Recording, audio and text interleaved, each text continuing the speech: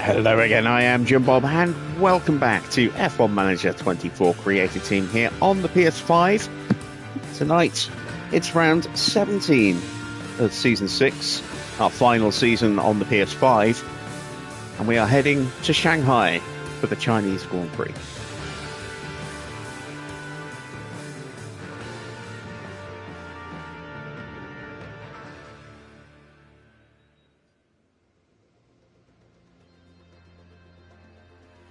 Right, race day is 11 days away. We have some sponsor stuff to get done before we do anything else. So let's jump straight into that. We've got a hot lap experience. That is worth, wow, 2.5 million. That's quite a lot. We want to send Giovinazzi on that, and that will cover everything else as well. So we're looking at just under 5.75 mil. Just under 5.75 mil at the end of the 6-week period. That's pretty good. I am going to throw on a little bit of extra engagement just to be on the safe side. Let's see if we can find something. Yeah, we're not going to use our scouts. Let's throw the scouts in there as a little bit of backup, just in case something breaks a little bit. If Giovinazzi loses a little bit of marketability, or if one of our facilities like the memorabilia room or the hospitality suite downgrades mid-cycle, that'll just give us a little bit of extra cover. A little bit. Should be enough. Okay, so let's take a look at the car parts. I think we were starting a whole load of new developments last night. We've got some spares on the way as well. Here you can see the new developments we put into action last night. A new chassis design, a new underfloor, new front wing, and a new side pod. Manufacturing-wise, we have a chassis upgrade going through, or a spare chassis going through. That is 10 days away. We will get that in time for Shanghai. We also have 2 rear wings to come. Both of those will be ready in a week. And we have 2 suspensions. That will not be ready in time for both of them, but we will have 1 spare in time for the race weekend. And let's see. Yeah, we don't have any spare rear wings at the moment, but we've got 2 coming. That'll sort that out. The chassis will be fine. In fact, could I maybe get away with not making 2 new chassis? I think I probably can, now that we started working on another one. Oh, no, wait. It's now at that point where it's just started the final one, hasn't it? So that's fine. Yeah, that'll take us to 4. That'll give us 2 spares while we then design and then build the next set of chassis. That's okay. That will give us 2 spare suspensions. We have both of those on there at fine levels of health right now. There's no immediate worry that one of those might break very, very soon. So with 2 suspensions coming, that'll take us to 4, 2 spares effectively. Next thing we're going to need to look at then is potentially maybe a spare front wing. It's going to take 42 days for that front wing project to go through, and then once that's done, it'll be really quick to build them. But until that happens, we've got to be careful. Our front wings are quite flimsy, so we will probably have to build a couple before that happens. Let's get some pit crew training done. So let's clear everything out. We've got the carryover from the end of the previous race weekend into the beginning of the month. Let's go on to cumulative, so you can see our fatigue rockets up to a mighty 14%. That is high. That's very high. So we're going to give them the Monday off, give them a little bit of rest and recuperation. I'm actually going to give them the Tuesday off as well. We saw a rare mistake from our pit crew the other day. A very rare mistake. Let's see if we can iron that out.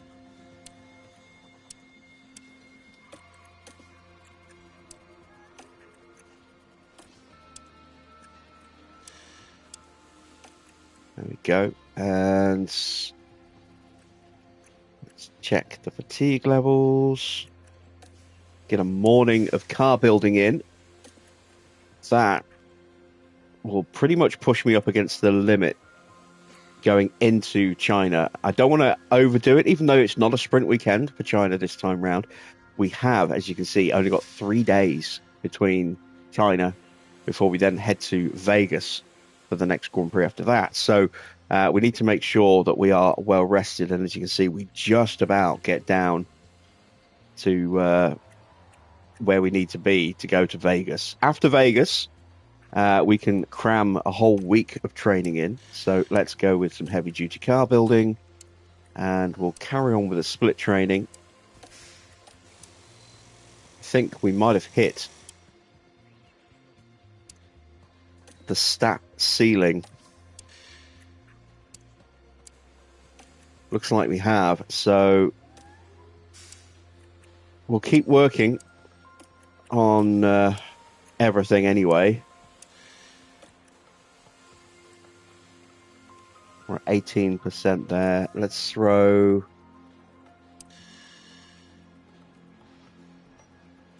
a day there, maybe. You know what? Let's take that off. And let's throw in a morning of car building.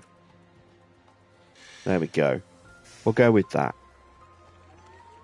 So our car building is maxed at 100.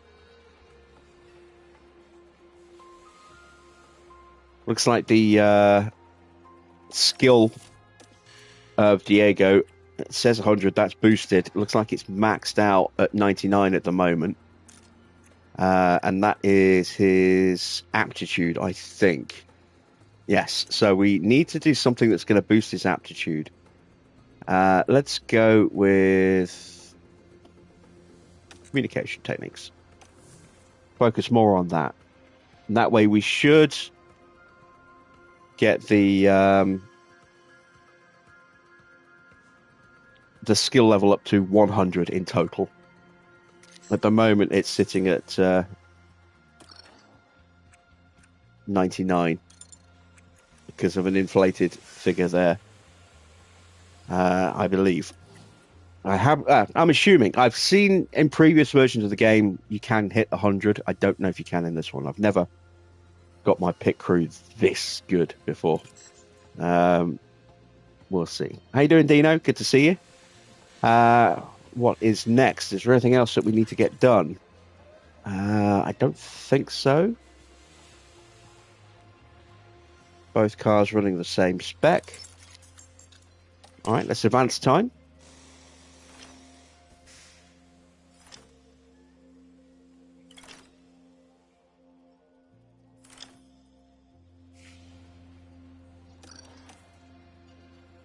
I know we have low stock. We'll be able to build a couple of front wings in a moment. New regulation vote coming up. There we go. Rear wings are built. So we've got 2 spare rear wings. We've got no spare front... Well, 1, sorry, spare front wing at the moment. We are going to build 2 more, I think.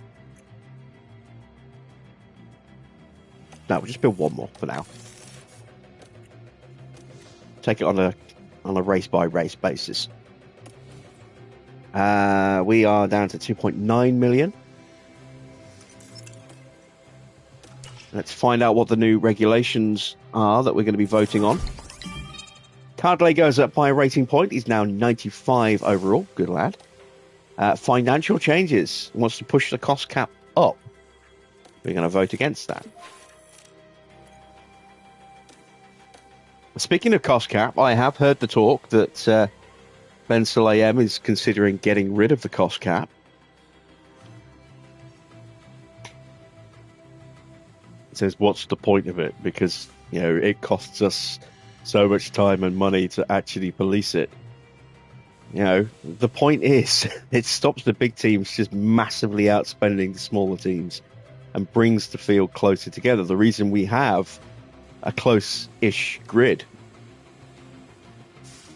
is because teams can't just massively outspend their opposition.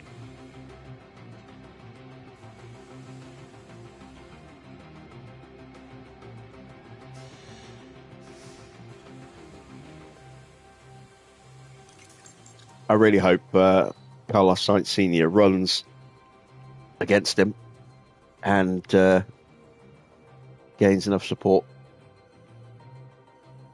Pencil AM is really starting to show warning signs of authoritarianism to the extreme, which is troubling. Evening, Adrian. Good to see you. Right. Moving time forward again.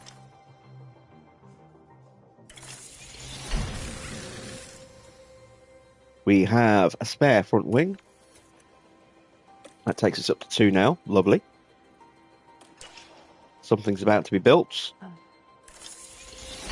It's a new chassis. That's a spare. Lovely, lovely. F2 talent being recommended to us.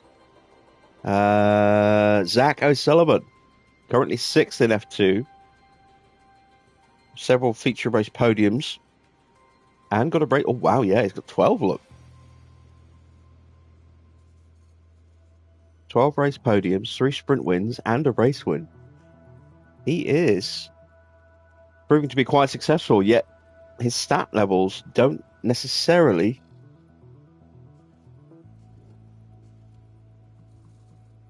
reflect that. I kind of want to scout. Oh, we just locked our scouts out, haven't we?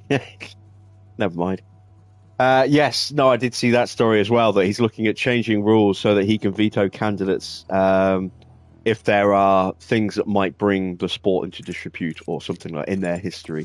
In which case he will, he's just trying to find a way to dig up dirt to stop people running against him. This is what I said, worrying signs of authoritarianism. That's a very Putin-like behavior. Let's refurbish our wind tunnel. CFD Sim is getting a little low, down to just 430 grand again. Suspension Sim also is going to need a refurb very, very soon. Team Hub and Race Sim are fine. Scouting Department never wears out. Everything else is good.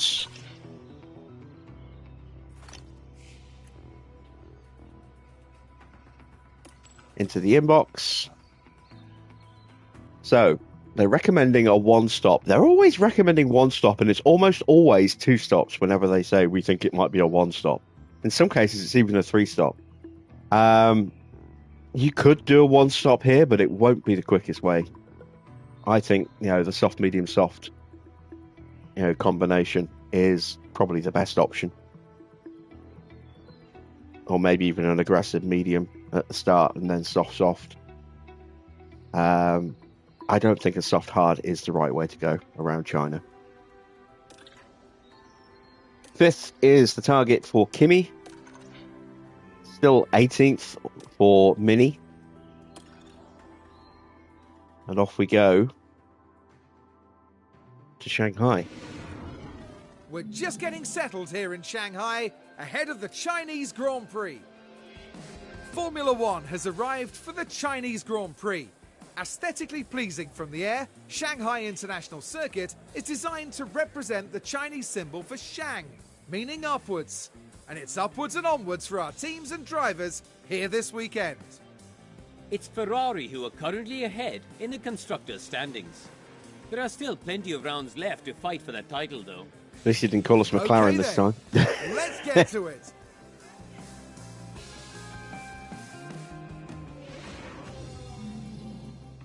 All right. Do I need to change any car parts? I don't think I need to. I think they're both running the same spec. This is the last opportunity I've got to make those changes.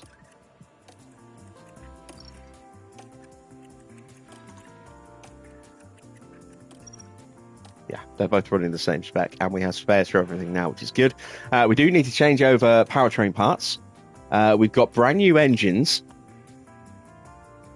Let me have a look at the calendar, actually. So what have we got next? We've got Vegas next, then Suzuka, Barcelona, Baku, Zandvoort, Yas Island, and Budapest. I think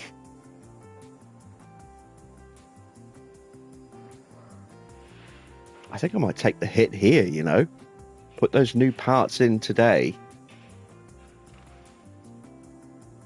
Get the penalties out of the way. Then we can use brand new powertrain parts at Vegas. And then again at Baku. And then we've got sprints here, so we can probably burn them out there as well. And then back to this engine for Budapest if it's in better shape than the new one. I think that's what we're going to do. We're going to get those engine penalties out of the way.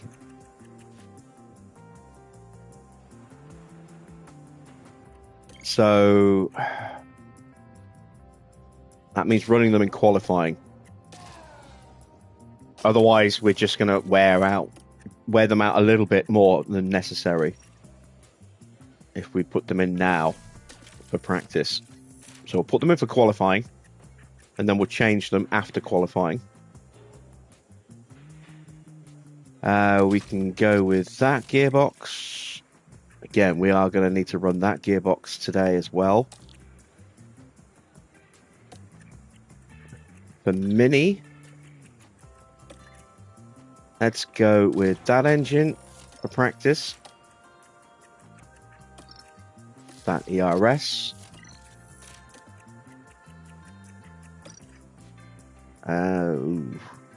It's going to have to be this gearbox.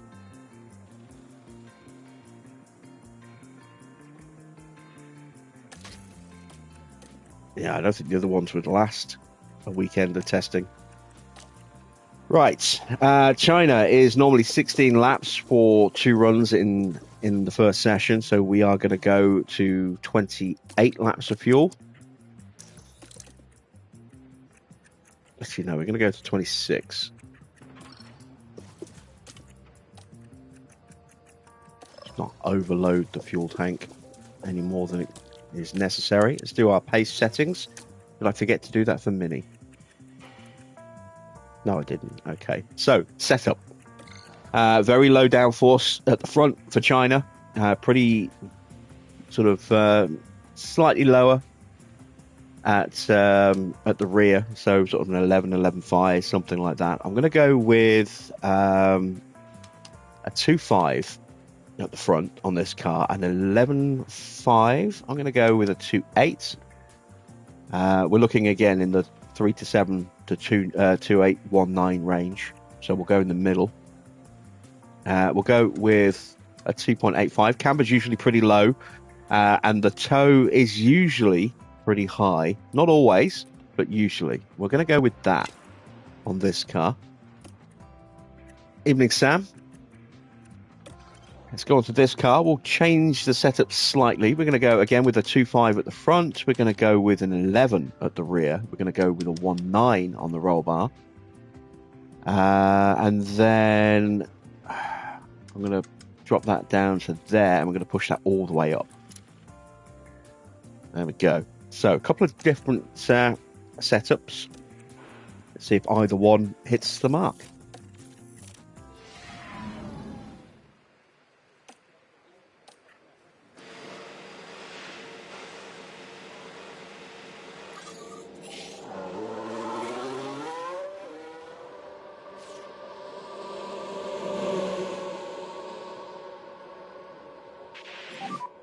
Now, yes.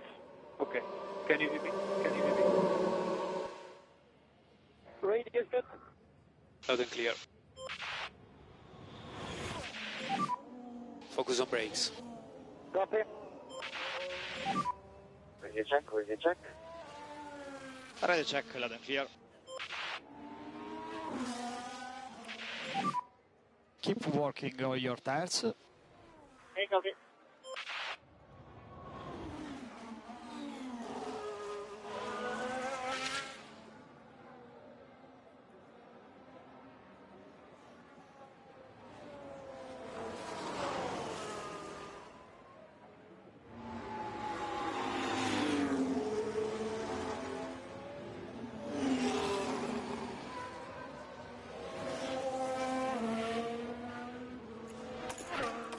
Just updated the title to reflect that we are going to clear penalties. And let's speed them up a bit. So we've got Giraud in for McLaren. Enju is in for Red Bull. Diaz is in for Aston. Working on tyres. Fisher's in for Mercedes.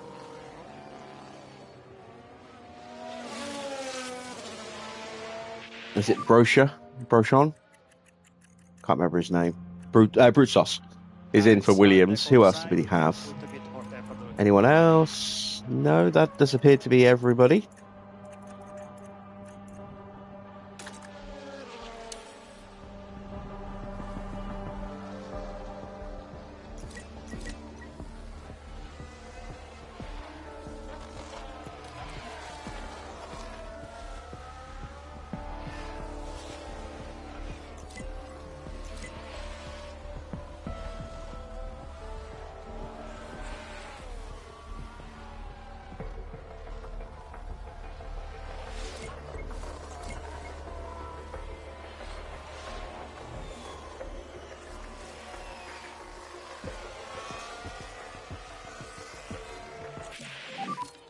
All right, we have our first bit of feedback. It's in the optimal window, which is always encouraging. And, oh, we nailed it. Look at that. We got it bang on. Fantastic. 89% for Mini, so a little bit of prep work to do for him. But, yeah, that's nice. We haven't hit it bang on the first attempt for a while.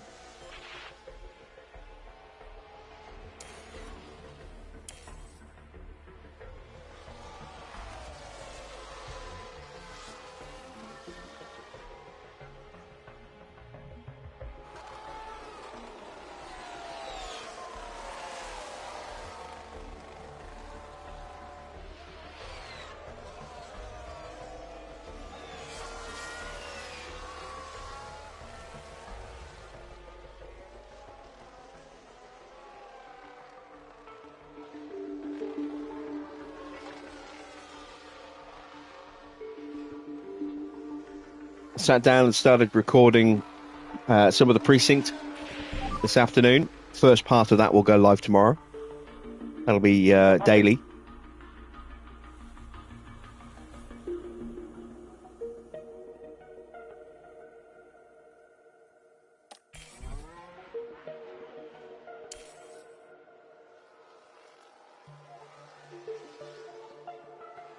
I've got a whole load more to record yet.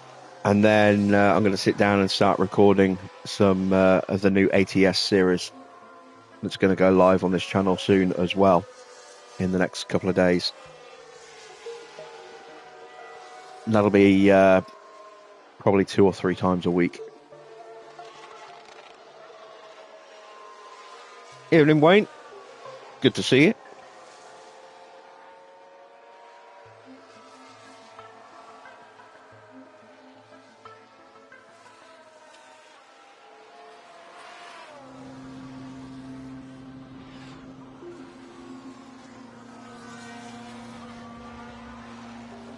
All right, drivers coming back to the pits.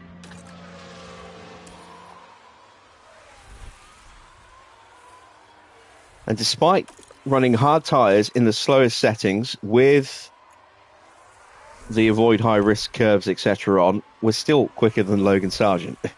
Not by much, but we're not that far away from Logan Sargent's time. I always get a little suspicious when I see that. We're running really old powertrain parts as well, let's not forget. So we're not that far off. That's suggesting we could have a very nice race weekend. There we go. That is the 100 setup for Kimi, confirmed. A little bit of work needed for Mini. So I'm going to drop that down. Need to correct this.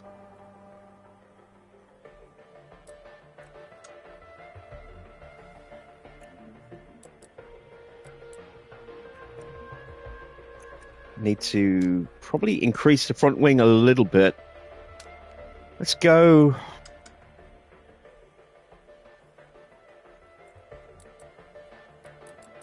Maybe I need to go all the way up.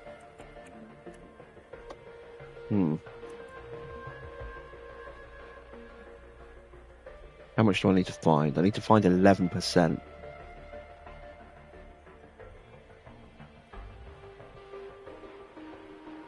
I don't know if I've gone too far with that, but we'll try it. Might have gone a little bit too far with that one. Evening, Farah.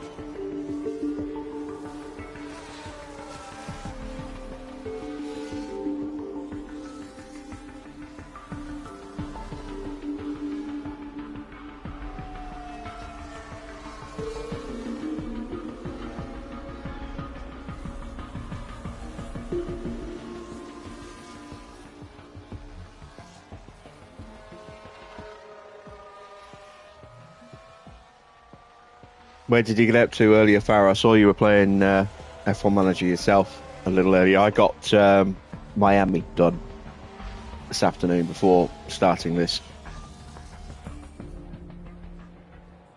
1-2 in the sprint and the race.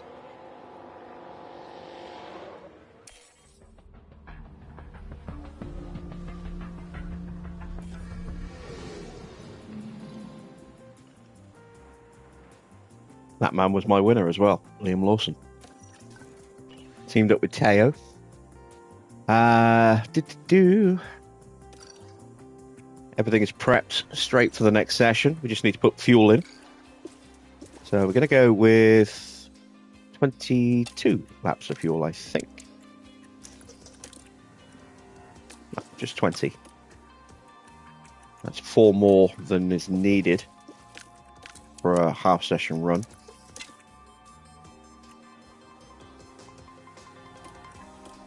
And we'll send them straight out. Oh, you're in Canada now. Oh, if you're running on easy, yeah, you should be dominating. Green light now.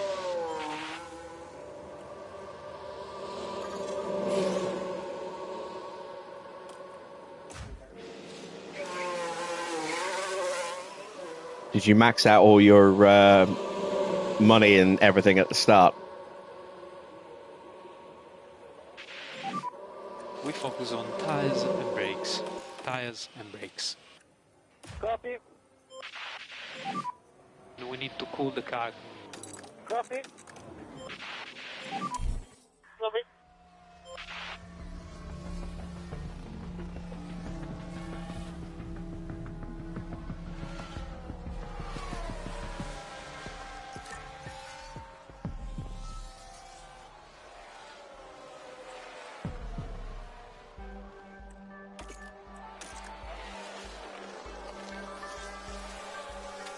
Oh yeah. I know you're gonna play it more seriously. Say for mine, I left the racing and development on hard, but I did max out money, 3-star facilities, 5-star performance,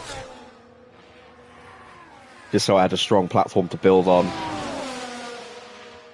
And I went with a good lineup of staff, not the absolute best, but a good, solid lineup of staff. And then Porsche and Lawson as my number 2 and number 1, respectively. And it doesn't matter if either of them win the World Championship, because they'll both still be the youngest if they win it this season. If it goes to another season, I don't know if Lawson might age out or not. I can't remember. But I've got Behrman and Lindblad in my academy, so if it does go to a second season, I'll probably just replace Lawson with one of those two. Probably Behrman. Okay, copy it. Oh, there we go. I thought I'd maybe gone a little too much with Mini, but we got it bang on there as well. So both of our cars at 100%. Nice and easy. Yeah, I'm doing about 2.4 on my stops at the moment. I'm second, I think, but I think I'm probably about 50, 60 points at least away in the pit stop challenge from top spot at the moment. I am leading the constructor standings, second in the drivers to Charles Leclerc, but only by about 3 points. my team has started to hit its stride in the last couple of Grand Prix weekends. China and Miami, and then it's Imola up next.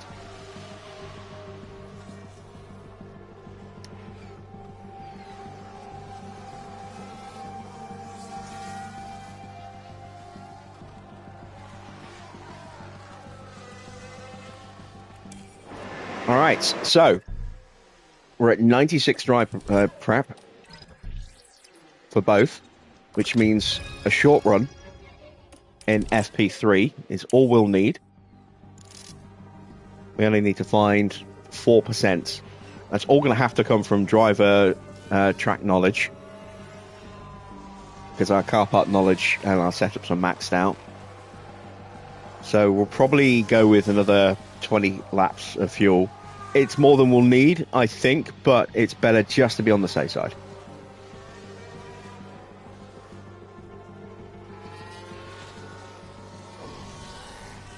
And we'll run mediums again. Want to keep the extra softs for the Grand Prix itself.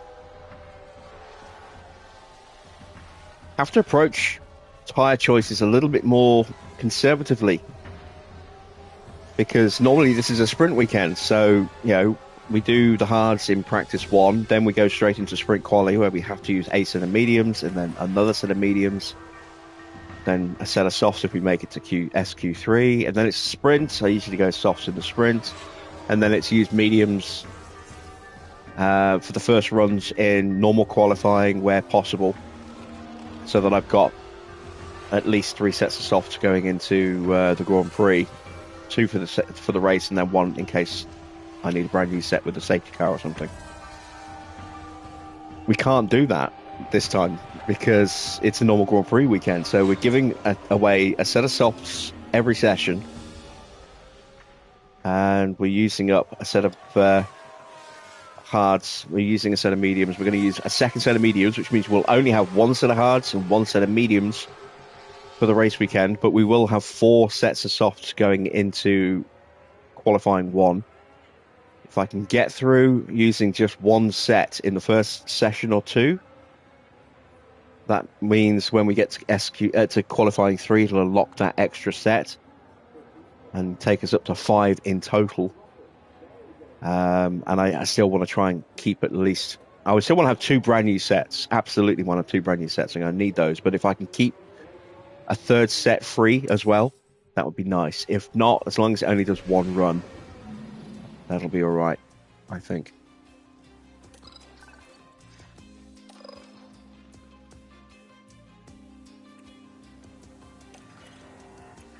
Okay, so,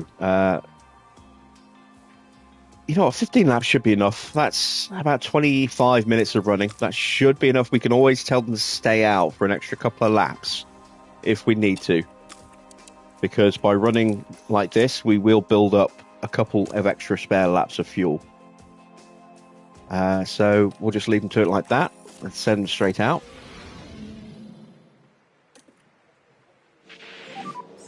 Okay, green light.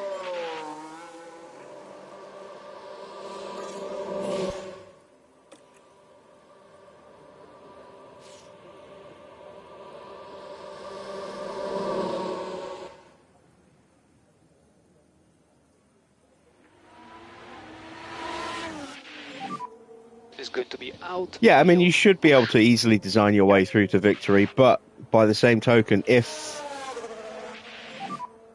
Focus on tires. you're worried about the pit stop going into 2 seasons, that means you're going to have to do the entire second season. And you don't want a really, really bad car by doing 0 research, because you might not make it to the end of the season. Depending on what your board objectives are.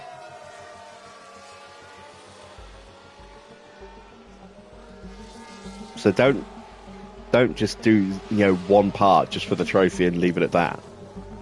You want to get some research done.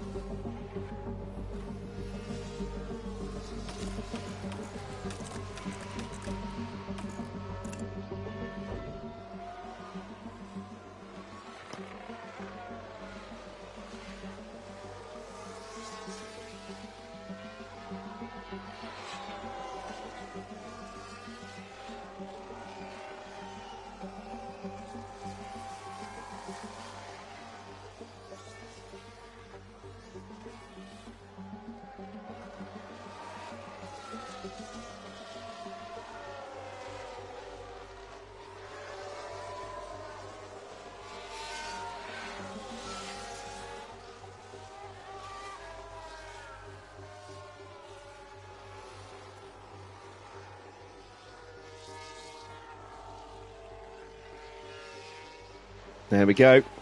That's our drivers done.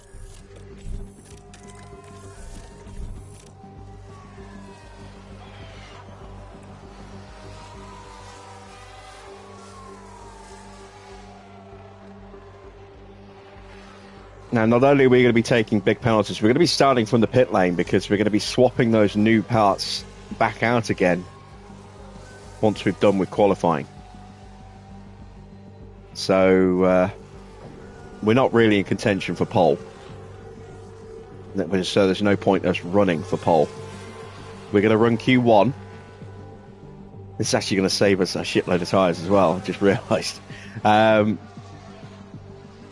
going to run Q1 with the brand new parts one time, and then we're going to change the parts, and that will disqualify us from the rest of qualifying. We'll be starting from the back, from the pit lane, but with perfect setups. This could be a very tricky one to win. It all depends what happens to Teo and Oscar. Zhou could be a threat as well in this Grand Prix, given that he had a powertrain issue in the last race. That will have been resolved. Let's actually take a quick look at the health of the other cars. So that's a pretty decent car for Porsche. Leclerc's got a brand new powertrain tonight. His gearbox is a little iffy, but not too bad. Max's car is bang average at the moment. Who else is the threat? Piastri obviously is a threat. He's got a brand new powertrain this weekend, or pretty close to. I think it was brand new. He's got a gearbox that might start playing up. Zhou also has a similar situation, brand new powertrain, gearbox that might start playing up. We'll keep our fingers crossed that Cadillac run into issues, but Leclerc's going to be quick.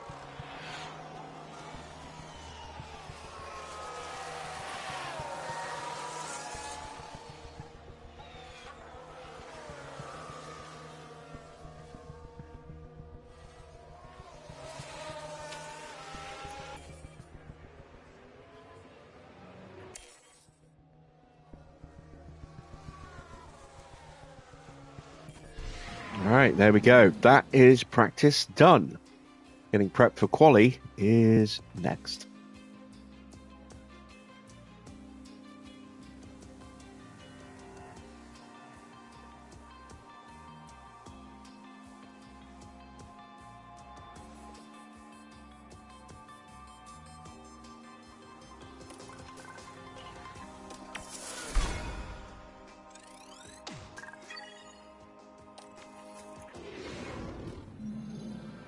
Now it's time to see who'll come out on top as qualifying gets underway. The Shanghai International Circuit is notoriously tough on tyres, so expect to see that factor into the team strategies as they deal with this busy schedule. Let's talk about Mercedes for a moment, Karun. Where's their driver going to be at right now? Their teammate is driving rings around them right now, which can't feel good. They really need to pull it together and show their team what they can do. Good point, Karun. Let's get on with qualifying.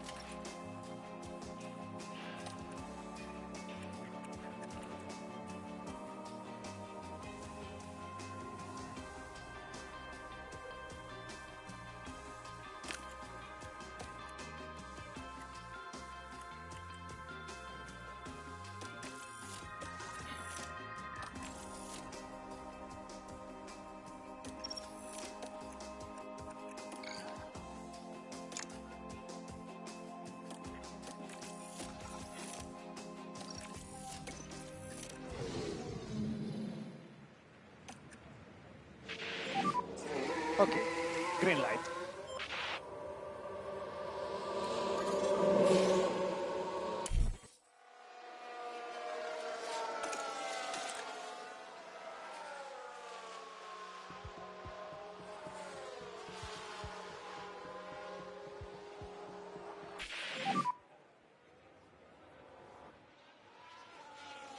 Follow the reference.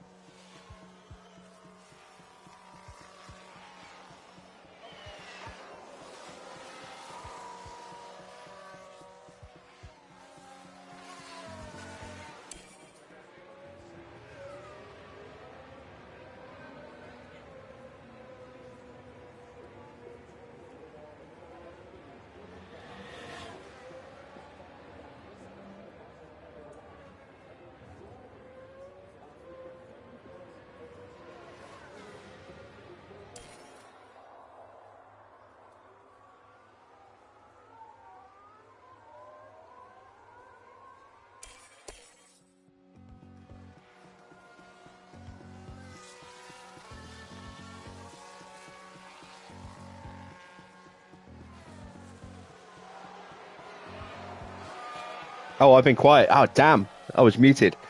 I didn't realize I was muted. Ah, man. How long have I been muted? What was the last thing I actually heard me say?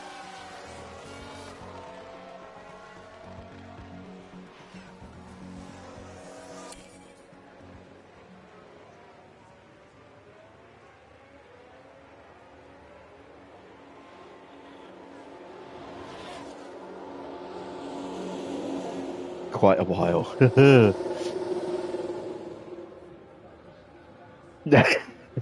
Sam thought it was a problem with his volume.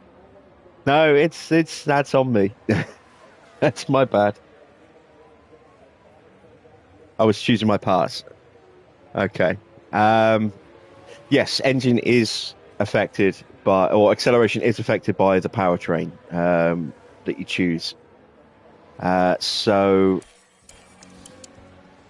let's see.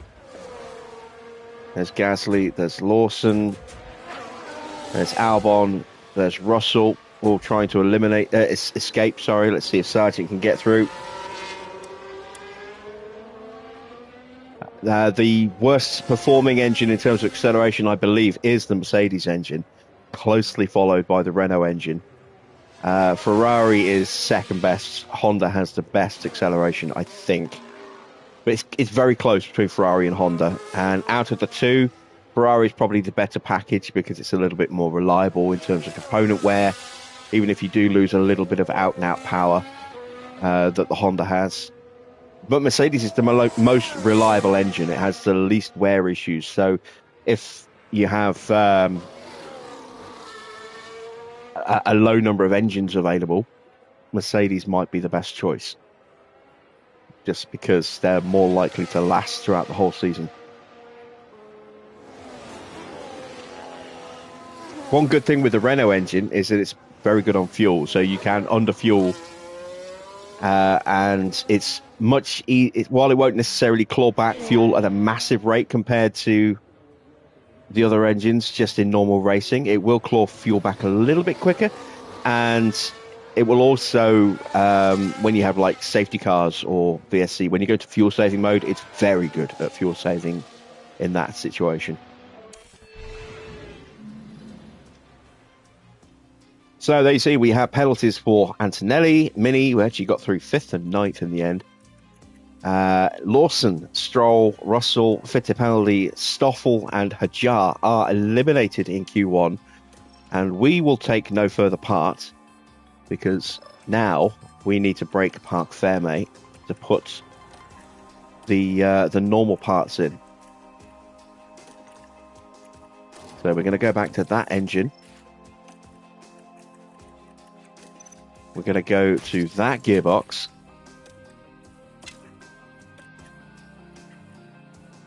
In a way, it's almost a shame that we nailed the setup so early, because we could have tinkered with the setup at this point as well, seeing as we were starting from the pit lane. But, it's one less thing to worry about. So in that respect, I'm not overly concerned by that. And now we can buy that new gearbox. This will temporarily put us in debt.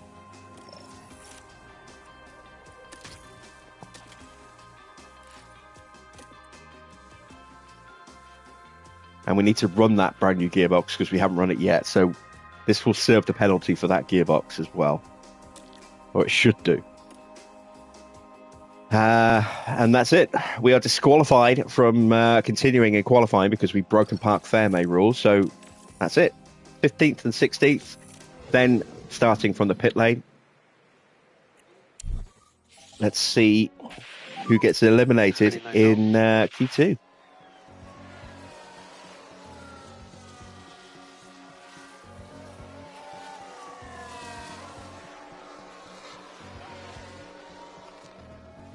Porsche just ahead of Max. Might have got a little bit of a toe. Joe currently third. Piastri whizzing through, goes top. 8 minutes left in the session. Leclerc's on a lap.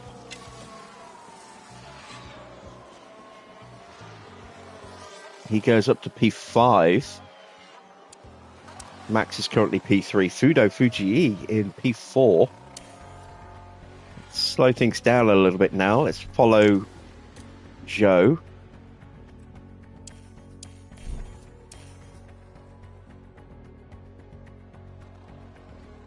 Oh, Piastri's on a lap.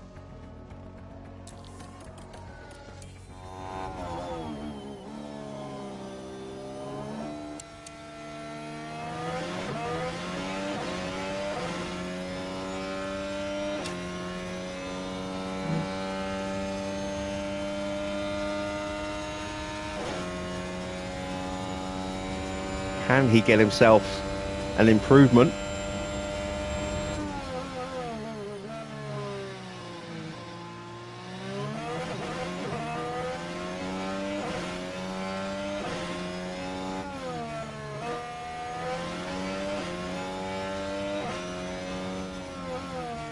Yes, he can. Porsche had moved top, but that has been taken away. Once again, Joe's about to start his flying lap at his home Grand Prix. Let's ride on board. But actually, let's get a driver's eye view with Zhou Guanyu. Might have some traffic to deal with right here at the beginning of the lap.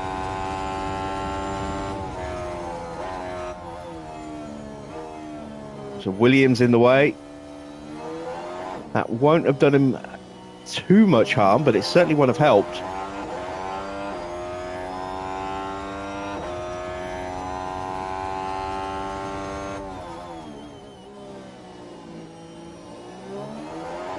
That's Oscar. Nope, that's an Alpine. My mistake. That has to be Ocon on an in lap because Stoffel's out.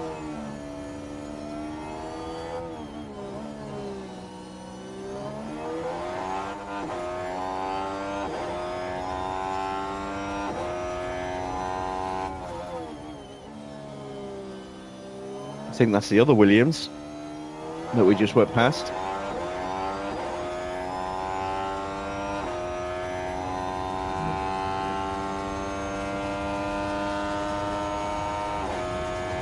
Oh, it's getting a nice slipstream here.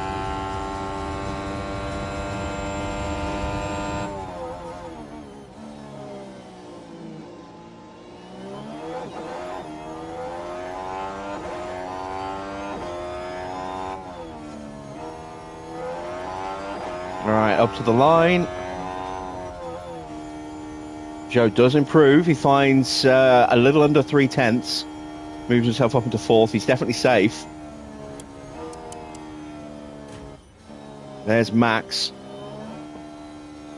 Where is Charles? Well, Charles much further back on the road. So at the moment, Iwasa and Ocon are out. Albon is at risk. There's Behrman. Sargent improves. He gets up to 8th. That knocks out Albon. Gasly at risk on a flying lap.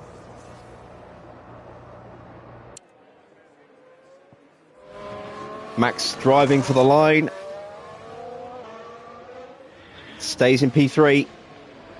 Behrman improves up to P7. Gasly now into the drop zone. Can he improve and knock out Roman Staniek?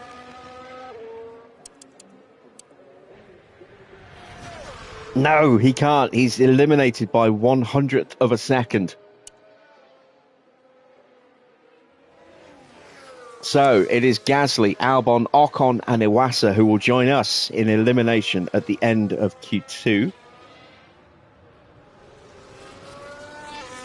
Staniek and Tsunoda both getting through, both Williams getting through, Sargent getting through for Mercedes, Behrman getting an RB in there, Fuji getting a Sauber up there, and then it's the both Red Bulls, both Cadillacs and Porsche's McLaren.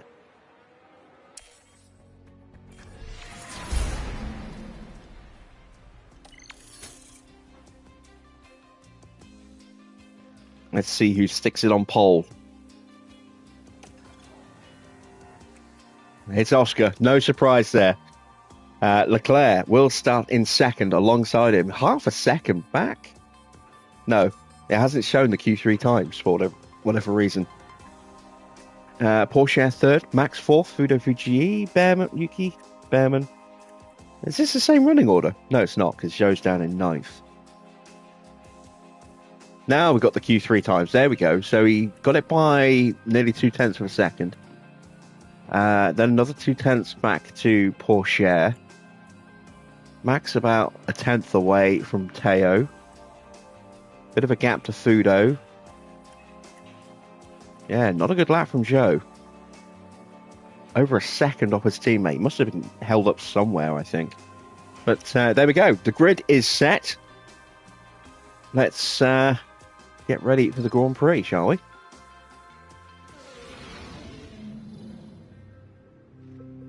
The 56 laps of the Shanghai International Circuit await our drivers here in China. Shanghai has seen its fair share of clashes over the years, one of which happened even before the 2005 race had begun, when Michael Schumacher collided with Christian Albers on the way to the grid, sending Albers into the air. Shanghai International Circuit is a complicated low-speed track that demands high downforce. The series of rapid turns from 1 to 4 demands high grip, but the more the drivers warm their tyres, the more degradation they'll have to deal with. It's race day, and final preparations are underway.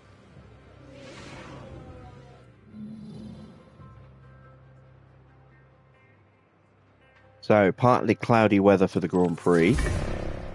We are starting from the pit lane. Ugh.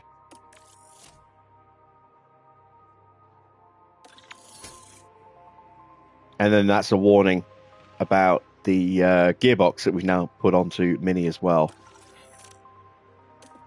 Don't want to manage the session. There we go. We want to sort our strategy out first. We're going to start on medium tyres, I think. We're going to go very hard with mediums.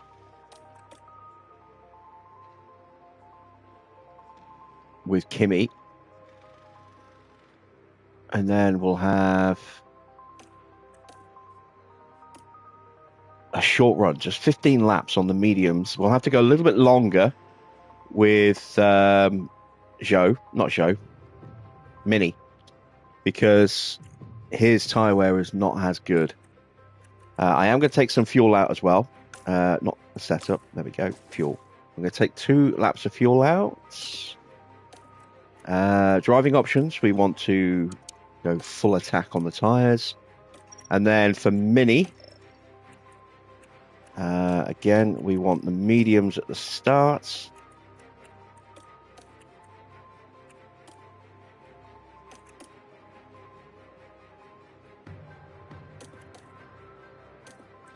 There we go. And we'll take 2 laps of fuel out for him as well. We are prepped and ready. The Chinese Grand Prix is next.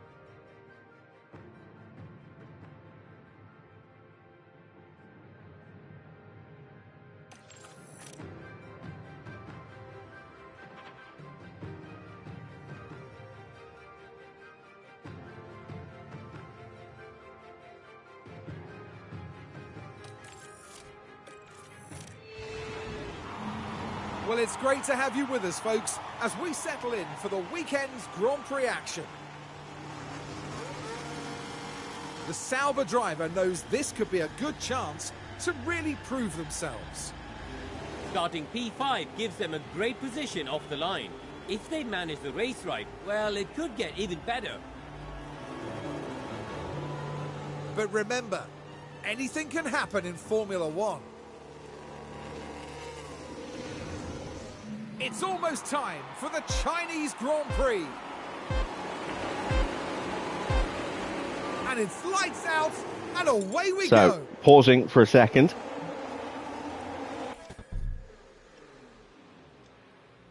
I want to see, there we go, that's what I was looking for. There we go, our thumbnail. There we go. So, looks like a decent start for Charles. It looks like he might take the inside line here. Let's focus in on Charles.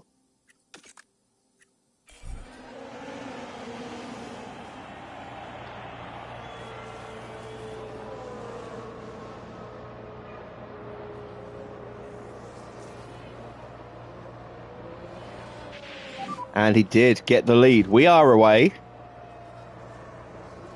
Stroll in front of you.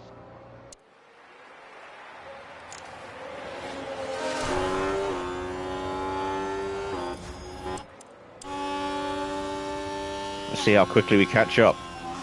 Very quickly. There we go. We've caught up already.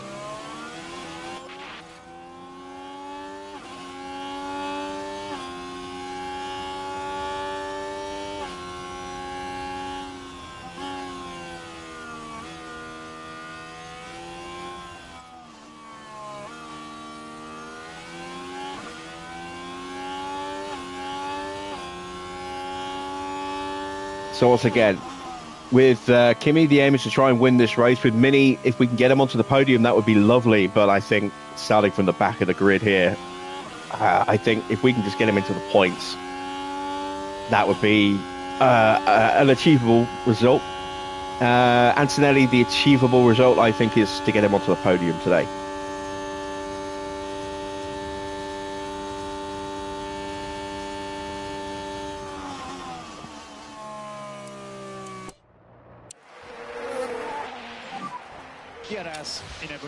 So at the front, Charles Leclerc still leads from Oscar Piastri. Porsche is third.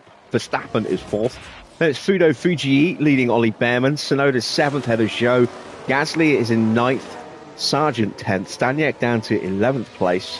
Then it's Ocon, Iwasa, Albon, Van Dorn, Hajar, Russell, Lawson, Fittipaldi, Stroll, and then us, Kimi and Mini. And let's give Mini a little bit of oomph just to keep him in range of DRS at the exit of the snail. The second snail shell.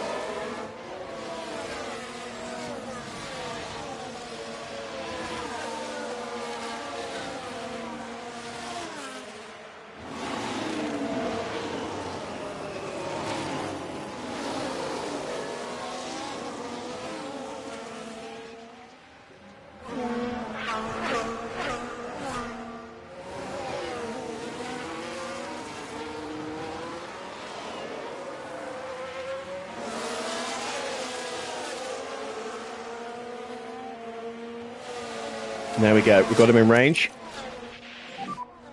Okay, more charge, more charge. Yeah, copy. And that's all we needed to do. Just get him there. In Invicta.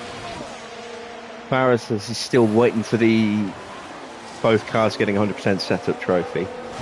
Don't forget, you can always go back and look at some of my previous, live streams and videos to, for the, circuits you're going to see if I had 100% setup that you could try and put in. No guarantee it'll work, but might do. Oscar's moved back into the lead. Joe's up to 7th now. We haven't made any forward progress yet, but we are just biding our time a little bit.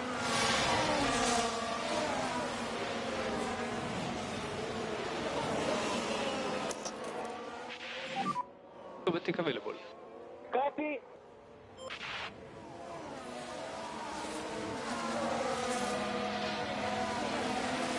start to hassle and harry Stroll. There is also an app you can use as well. I think, I don't know if it's an actual app or if it's a website, but there is an online tool you can use where you enter, I think, the starting values of your first run, and then it can predict what the setup will be.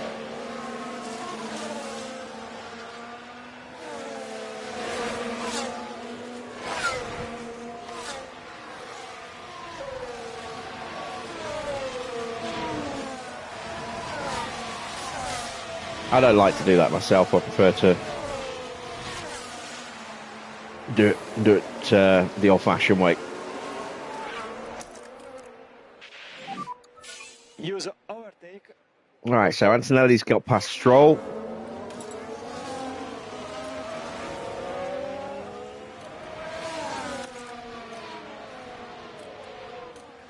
We are going to go high overtake for both. Need to start moving through the field. We can fight. Copy.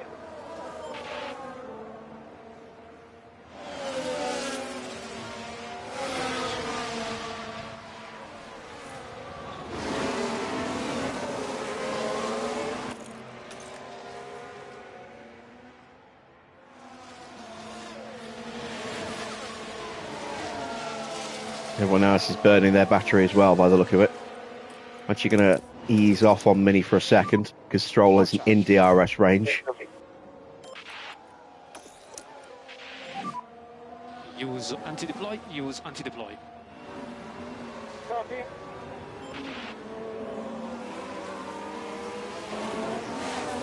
We get up the inside of George. Oh, he's not going to like that. He don't like it up in Mr. Mandarin.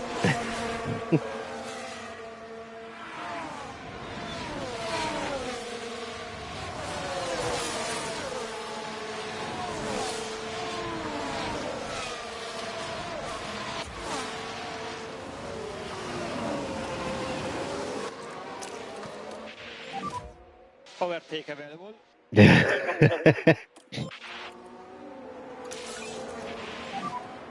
Press overtake when you want. Copy. Yeah, that's a very old reference. I doubt many people will get that.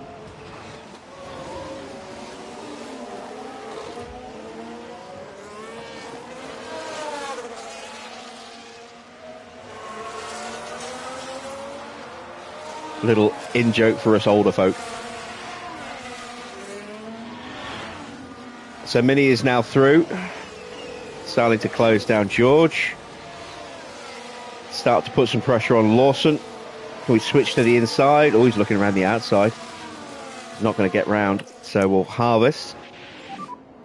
Recharge on. Recharge on. Copy.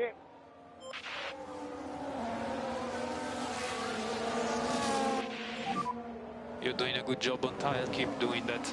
You're doing a good job. Now we'll deploy. Copy that. Overtake available. Copy.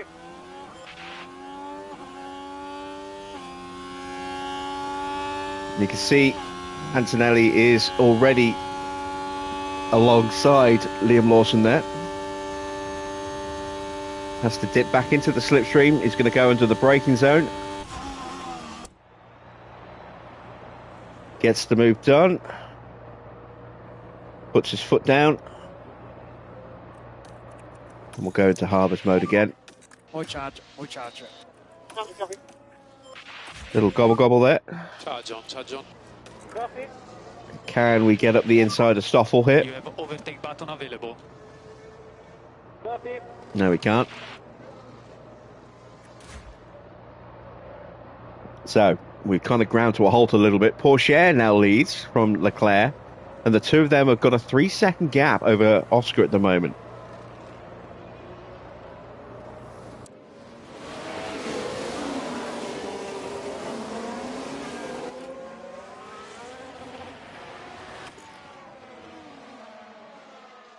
Tyre wear is dipping below the line a little bit for Kimi, but he can easily afford to do that. He's still got plenty of leeway on this set, but if they keep burning up that hot for too long, we will have to consider maybe, just maybe, dropping his tyre wear down a bit. There you see Stroll in the background, nearly 4 seconds adrift now already. It's going to be a painfully slow afternoon for Lance there, it would seem. Surprised to see George Russell so far down as well. Thought he'd have been a little bit further up. That Aston seems to have some races where it's strong and other races where it's appallingly bad. This looks like it might be one of those appalling races for Aston.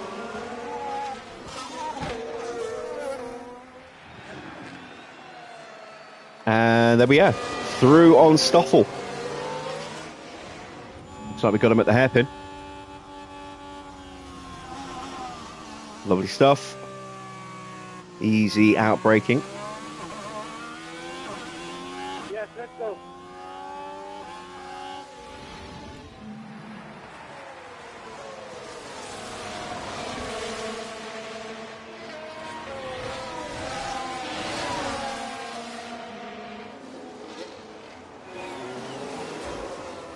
Behrman now up into 3rd place.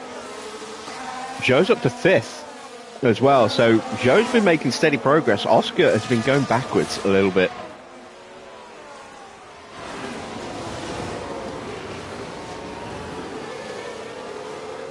While we're still stuck in traffic, charging up, let's turn our attention back to the front. There you see he's now nearly 5 seconds behind Pourchaire and Leclerc. Those two bolting away. Behrman's pushing his tyres pretty hard at the moment.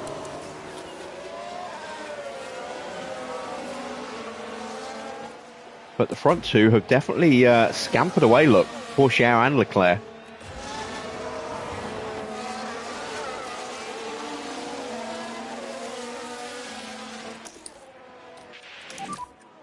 Recharge on, recharge All right, on. let's get ourselves into top-up mode now, so we can try and make some moves. Mini has got a slipstream on the back of Lawson, gets past George.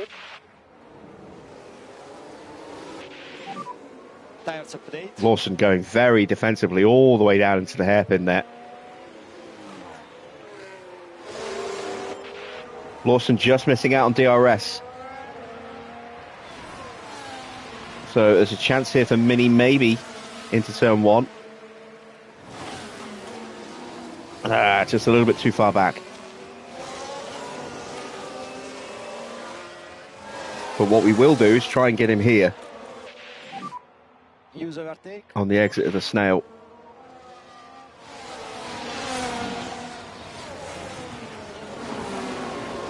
No. He used his battery to close the gap up himself. So, More charge. never mind. Back into top up then.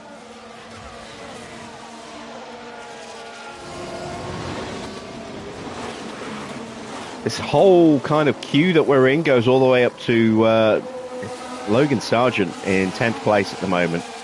There's a slight break with Albon, but that'll close itself up again very quickly.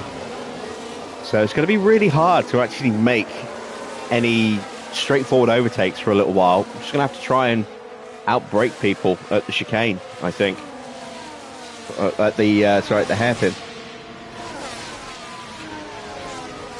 It's going to come down to whether we can get a fortuitous slipstream like this. We get a slipstream which gets us up the inside of Lawson. Lawson will try and outbrake us. And he holds the position.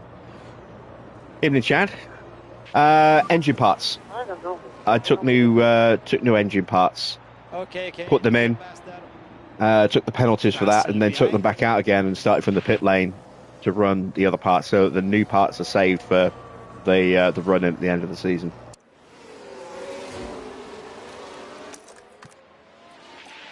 All right, let's try again and punch through now. Overtake available. Copy. There we go. We've got a good run here on Isaac. And we've got a run potentially on Lawson. Lovely stuff. Antonelli immediately goes on the attack on Fittipaldi as well. Fittipaldi just shuts the door.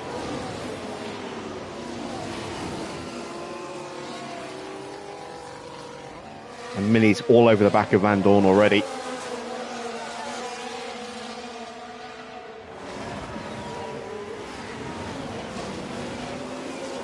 And because we've been putting Fittipaldi under pressure, he has dropped the DRS. So this will be a very easy overtake for Kimi. And hopefully, Mini can pick up a place or two here as well.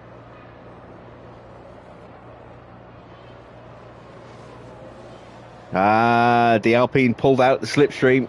That nearly gave us the place.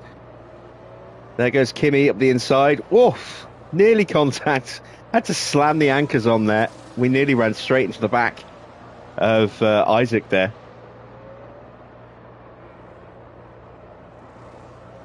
But Antonelli's now up to 15th and we'll start pushing to get onto Albon.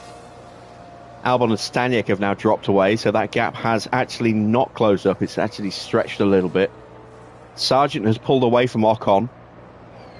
So the back of the field's starting to thin out a bit, and that will help us move forward. We're back in range, so let's get back into harvest mode.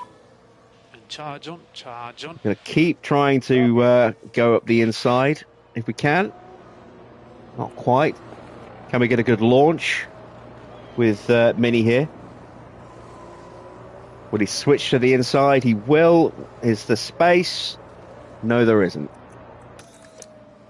So, harvest mode. Got to watch out for Lawson behind us.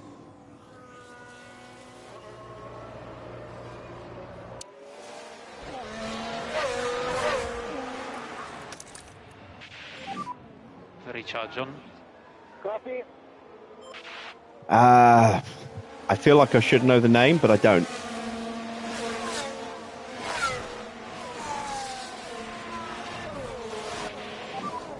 Your feedback on tires.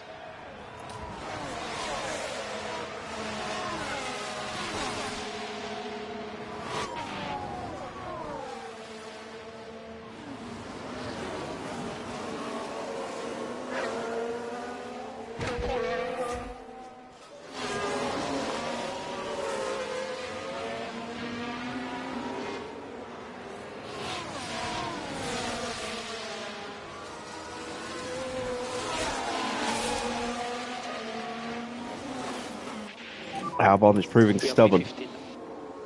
In front of us, Albon.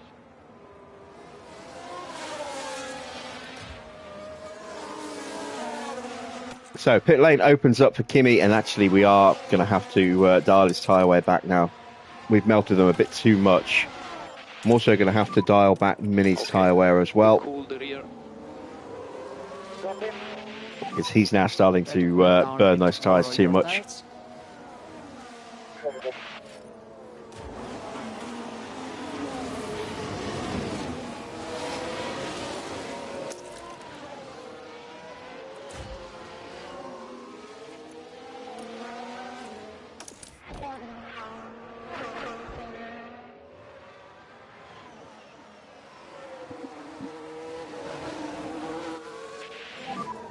Charge on now. Copy. Okay, mode charge. Oh, Norm! Okay. Oh, no! That's... Yeah. I like Norm. He's one of my favourite characters.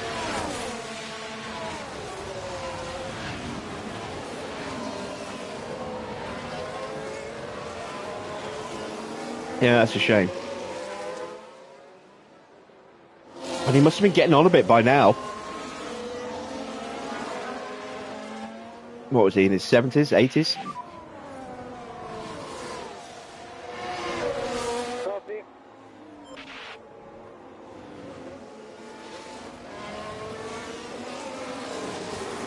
Big fella as well, so that would probably have contributed.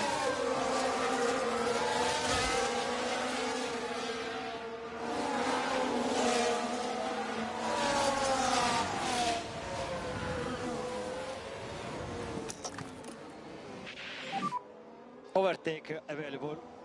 Copy, copy. 74.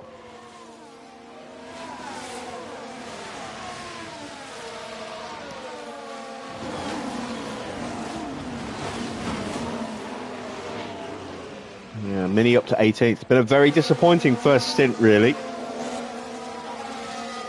We haven't made anywhere near as much progress as I would have liked. But having said that, we're still not a million miles off. We're only 22 seconds off.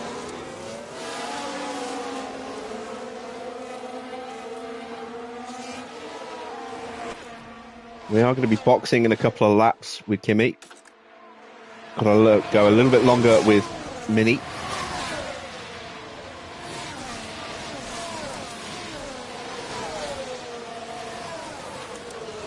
And despite the fact that we've burnt the tyres more than we should have, we're still comparable to everybody else on the grid at the moment in the positions around us. So it's not like it's going to cost us big time there. We can even box Kimi even earlier than we had initially planned to. Oh, damn it. Need to get past. Oh! No! Antonelli's out. Okay? Damn it. It's a safety car. Well, that changes the race. Are you okay? That very much changes the Grand Prix. Wrong driver. That's Antonelli's second big crash of the season.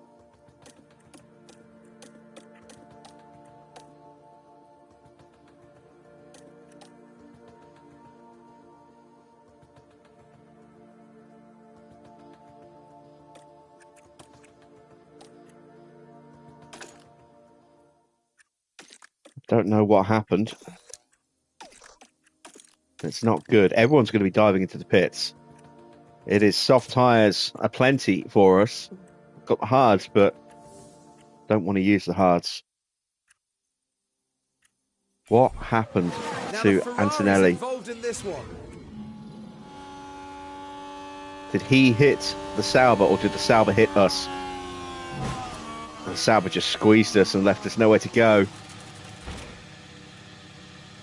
That's a low impact crash.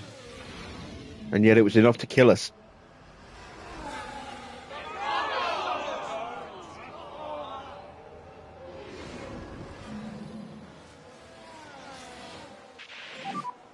Safety car. That's so frustrating. Follow the data.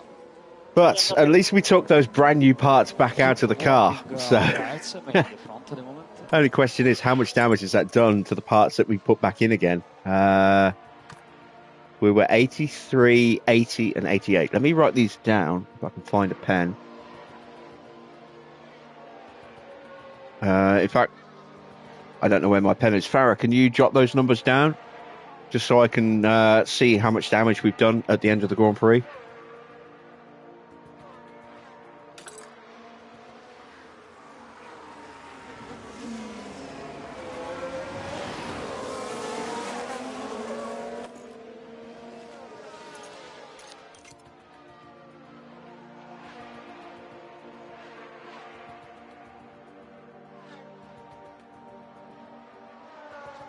Iwasa is the one that hit us. He gets a 5-second penalty.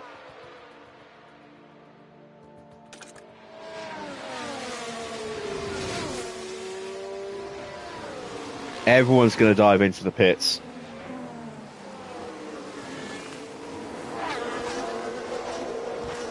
Piastri is behind Zhou.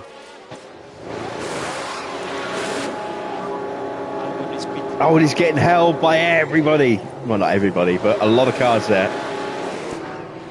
Disaster stop for Oscar. He took a screenshot, thanks. I mean, I could have done that as well, thinking about it, but never mind. Let's see, we get held up. Oh, beautiful stop. 1.8 dead, was that? Yes, 1.8 dead. And we've jumped quite a few cars. We're up to 13th.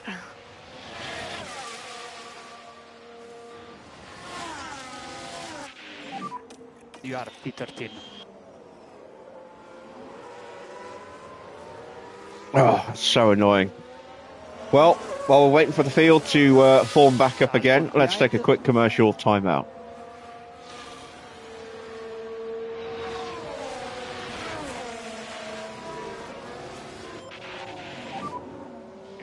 slow down a bit more. Yeah, copy, copy.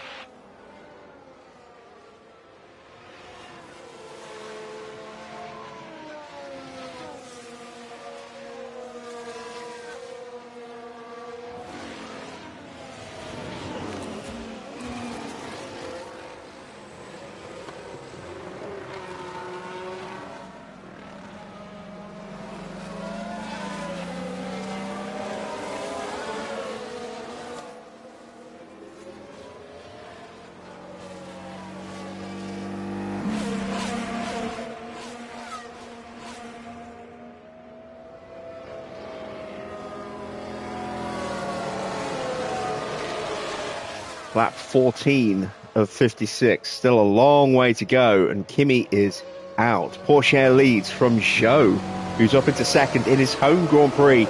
Leclerc is third. Yuki Tsunoda is fourth. Oscar is fifth. Then it's Max in sixth. Ollie Behrman seventh. Eighth for Fudo Fuji. Ninth for Gasly. 10th for Sargent. Stanyek is 11th. 12th for Fittipaldi. 13th for Mini, starting from 22nd in the pit lane, has got himself up to 13th, actually managed to jump a couple of people in the pit lane there, but is now on a bit of a compromise strategy. Then it's Albon, Hajar, Russell, Lawson, Iwasa, who currently has the fastest lap, and also had a 5-second penalty applied for the collision. I'm assuming he has served that. Then it's Stroll, Ocon, and Van Dorn.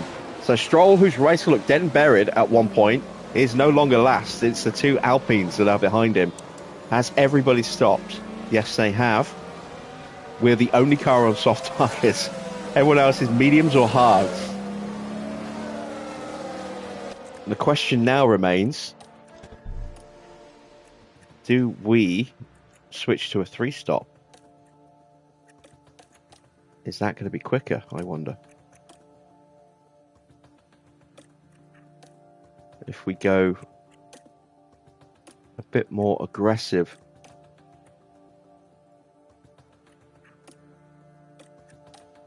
with our tyres.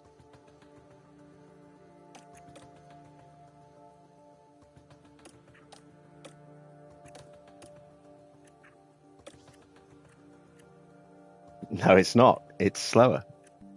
We will stick with the compromise and see if that works out for us then.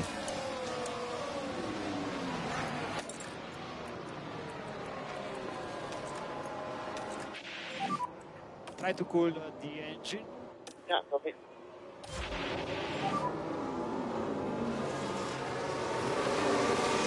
Copy.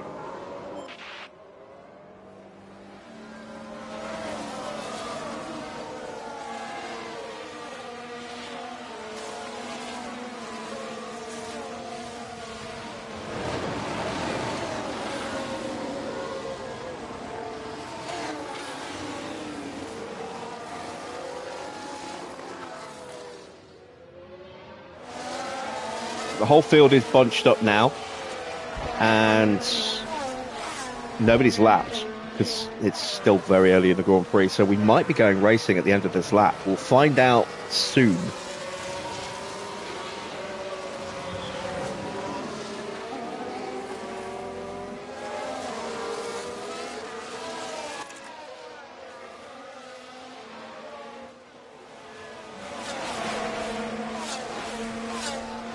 But honestly, at this point, I think an extra lap would be good for us. Save a bit more fuel. Make sure that battery is definitely at 100%. Save a little bit more life in the tyres, given that we're running soft to the end.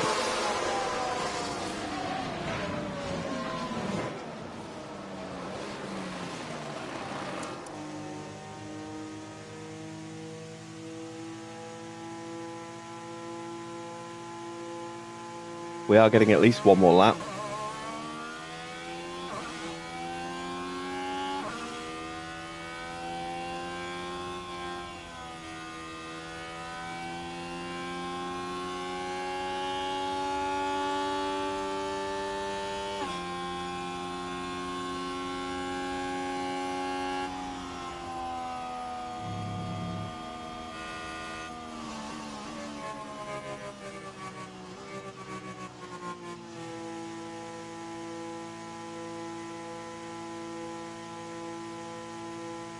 So slow through this corner.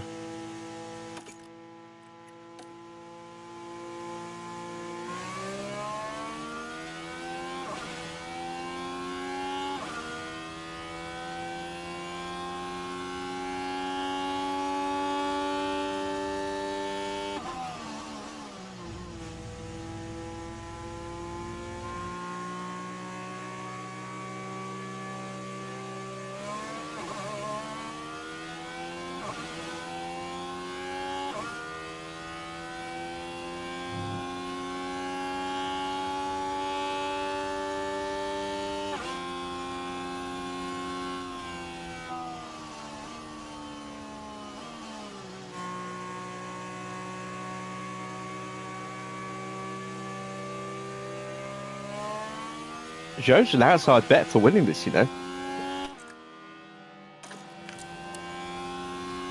Oh, the safety car is coming in.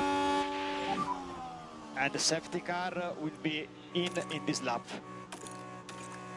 Just focus on restart. Yeah, copy.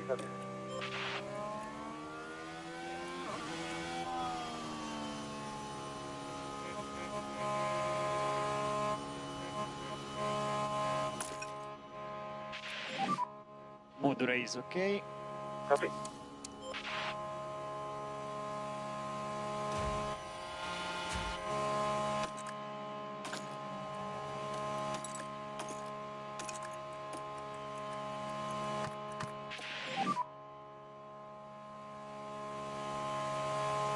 Copy. Okay, you can get back into the dirty air now. Restart is about to kick off. Track's gone green. Porsche Air is about to bolt. There he goes.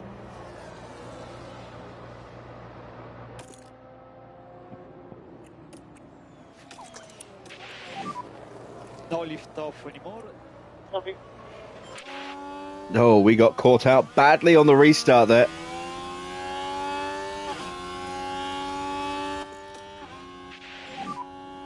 Overtake available. Okay, copy. Press overtake. Copy. No lift off. Okay, copy. A little bit of inexperience from Mini there, perhaps.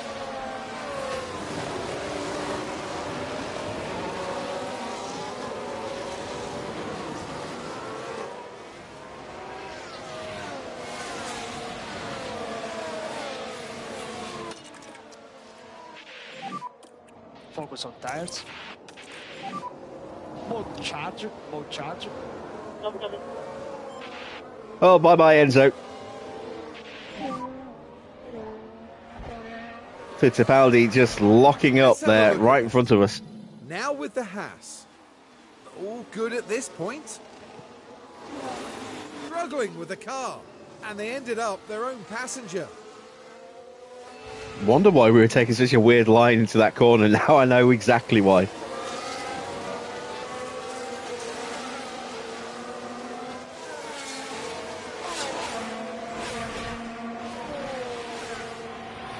And we have the opportunity here against Roman Staniek, although we pulled out of the slipstream, which will not help us. Might get him under braking. Overtake available. Okay, copy. We've got ourselves alongside. Let's push. DRS enable. And we go around the outside. And there we go. We are through. We've got to push to catch up to Sargent. Cannot push the tyres. But that's got us back into maximum confidence. At the moment, P11 in front of you, there is a Sargent. And we are going to be looking after our tyres as much as we possibly can in this stint.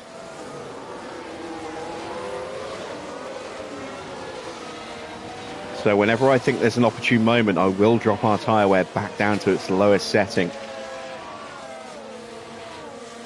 But for now, I just need to try and stay close to Sargent. Got to survive these next 2 or 3 laps. without losing the DRS. If we can do that, we'll be in good shape. If we can't, we're in trouble. Because Mini doesn't have the natural pace. Move charge, move charge. We'll try and save a little bit of fuel as well, just to give us more flexibility later in the race.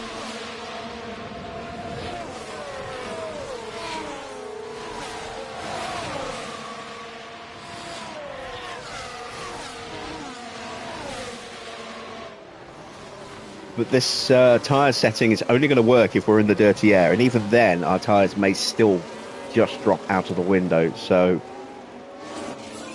we're going to keep flitting between the two. Zhou has taken the lead and has set the fastest lap now. Him and Pourchaire have broken away from Charles Leclerc's 2 seconds further back. Tsunoda gets past Oscar Piastri. We have a yellow flag.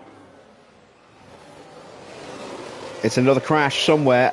And here we've got a yellow flag. It's Stoffel. Stoffel watch. He hits his teammate.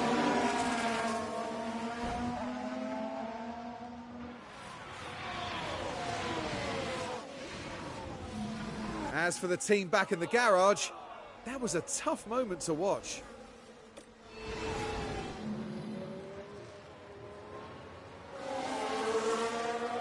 That one mechanic who was very animated, closest to the camera there, had a bet with the rest of the garage that Stoffel would beat Ocon today. He's just seen his chances go up in smoke potentially.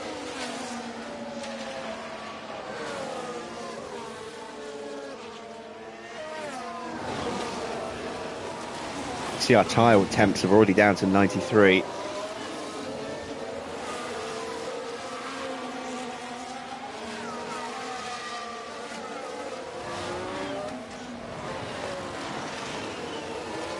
We've kept pace with Logan Sargent here. Let's squeeze some more battery into the car then. More the charge, more charge. Or save a little bit of extra battery.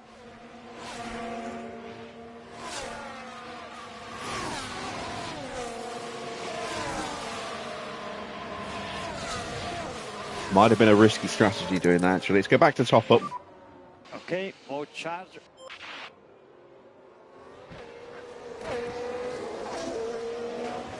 Yeah, we got dropped. Damn it. All right, we'll have to push some battery then. Overtake available. At least Albon's not in range to penalise us for that. Leclerc has pushed to catch up. It's now a three-way fight at the front. Piastri not having a great weekend at the moment. He's in 5th place. Reminder of the compounds of tyres there. You can see that Zhou and Pourchaire on those mediums, Leclerc and Tsunoda on the hards. We are the only driver on soft tyres. And they have just dropped out of the window, so push them back up a touch.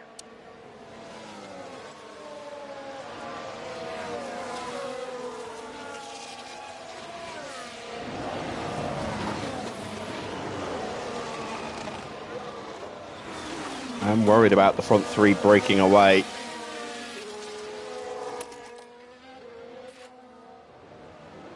Let's see if we can make a move on Ollie Behrman as everyone else is piling up ready to have a crack at him.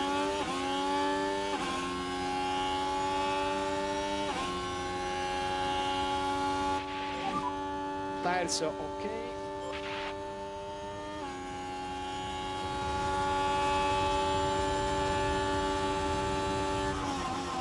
Well, we're running out of season as well, don't forget. This is round 17 in our championship, not round 5. Because we went with a custom calendar, or a mixed-up calendar.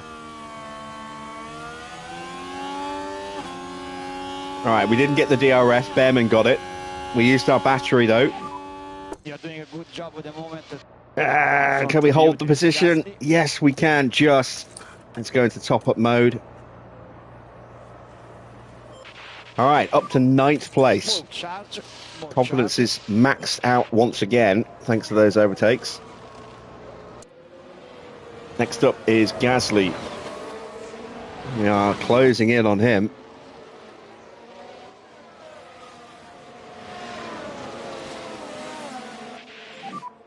At the moment you are P9. almost in range.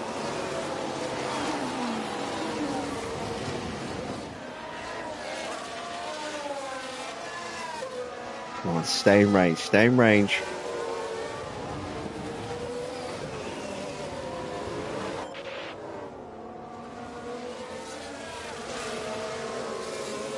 Yeah, we went with a full shuffle.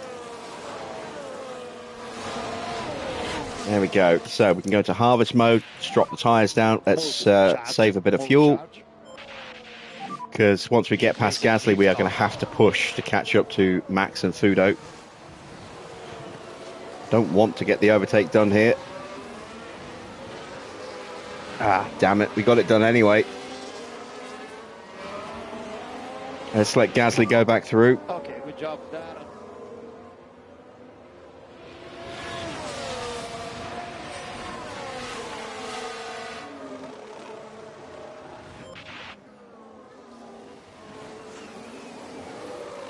Apparently Mini didn't get the memo to let Gasly back through. There goes Gasly. There we go. At the moment, you are doing a very good job on tires. I don't know. I cannot believe it. He's still trying to keep that position, look.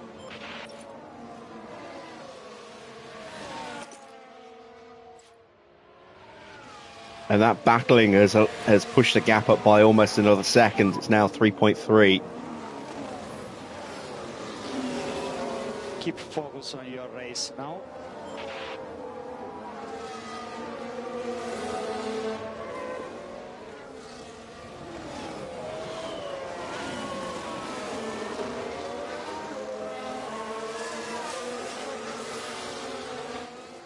Piastri has managed to close back up with Porsche. Those two are now just a second and a half off the lead. Looks like this will be a very straightforward overtake again. It's earlier than I would have liked, but let's jump on it. Overtake available. Margin to reduce a bit the management. Yeah, sure. Fire away, Farah.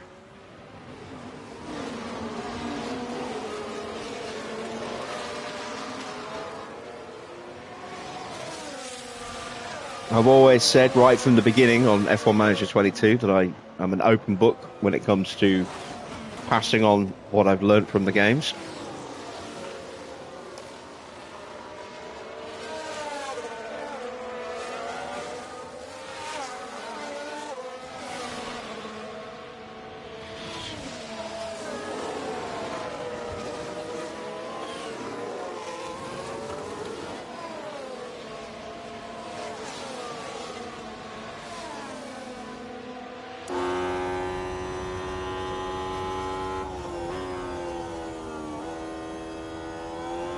Gap just over 1.5 seconds. There we go, 1.5. We are closing in. I don't think we'll get the DRS here. If we can, that would be lovely. The detection point is just after this little hairpin bend here. There's the DRS line. I think we missed it.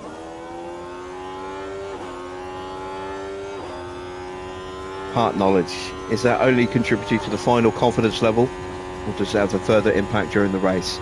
Only affects confidence, you know, for race prep, and you only gain it during practice sessions. You don't gain any further part knowledge during practice, during qualifying or racing. It's only during the practice sessions that you gain that knowledge. No charge.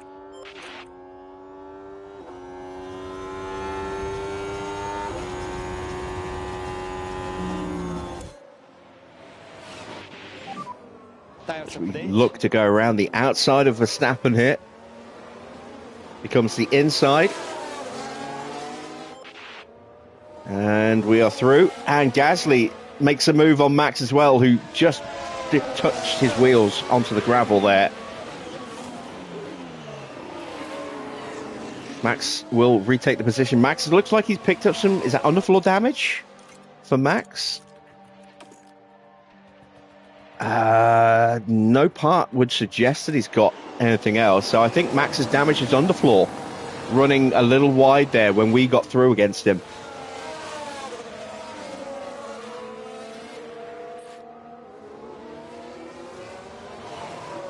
There is confirmation that he has damage. He's also out of DRS range here as well, so Gasly should be able to pick him off.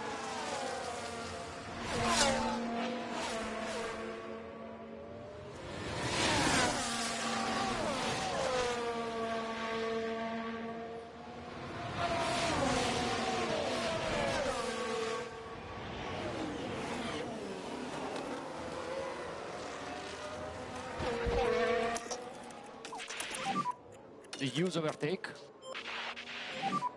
You are doing a good job. So we're 4.5 seconds behind Yuki Tsunoda. P6. In front there is Tsunoda. Gasly gets through on Max. Here comes Fuji. Trying to have a look into turn 1. We shot that down.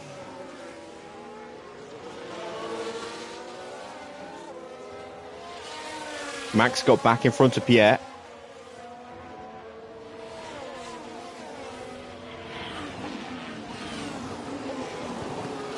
Tyres are out of the window.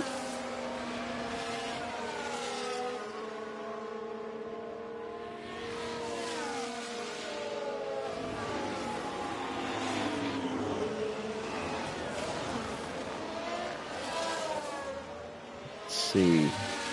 Track temperature is only 37 degrees. It's going to stay cloudy for pretty much the entire afternoon, I think. So I don't know if we're going to see much fluctuation in the track temperature. A little bit here, a little bit there, but I don't think it's going to get massively any hotter than this.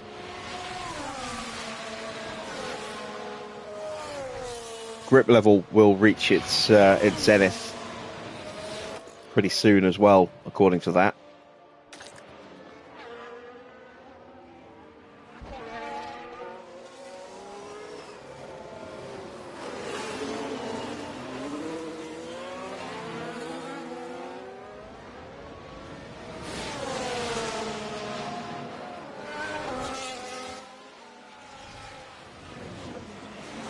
Okay, through he goes. That will allow us to do some more saving. Okay, you can slow down a bit now. It's a fault for Stoffel. Well, yeah, right. It certainly looks like they've developed a fault. He actually might be doing better than Ocon. Where's Ocon? Oh no, Ocon's in 17th. Behind Verstappen.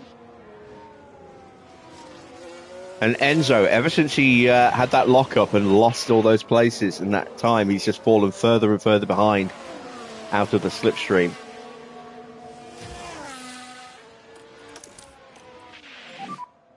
More charge, more charge. Focus on tires.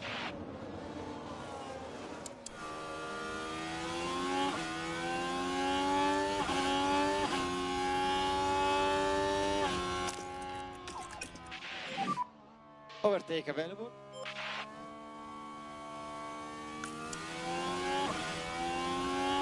So our battling with Fudo has closed that gap to Tsunoda. Tires okay. We're into his slipstream. More charge. Fudo's not too far behind him either. More charge. More charge. And remind to protect the front. And the better we can do with our soft tyres here, the more leeway we'll have on our final set of tyres. That's why I'm saving as much as I can without compromising our pace too much. Just trying to give us as good an opportunity as possible to get Mini onto the podium, which is going to be a challenge because the top 4 have all shown some pretty breakneck pace at times this weekend so far.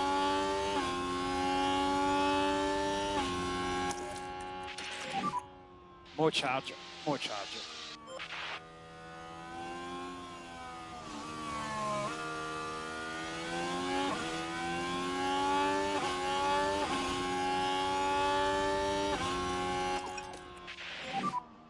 No lift off anymore. More charge. And absolutely micromanage the shit out of Mini here. He gets my sole focus of attention outside of responding to you guys in the chat, of course. Simply because, you know, we only have one car left, so we have to maximize what we can do with Mini. Last time we were in this situation, Mini won. Can history repeat itself?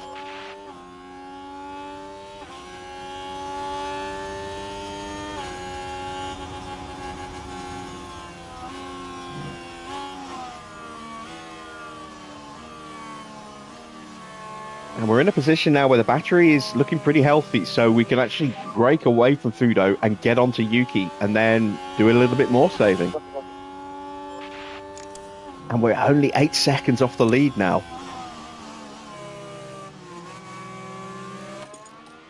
Confidence has slipped out of peak, but it's still very high.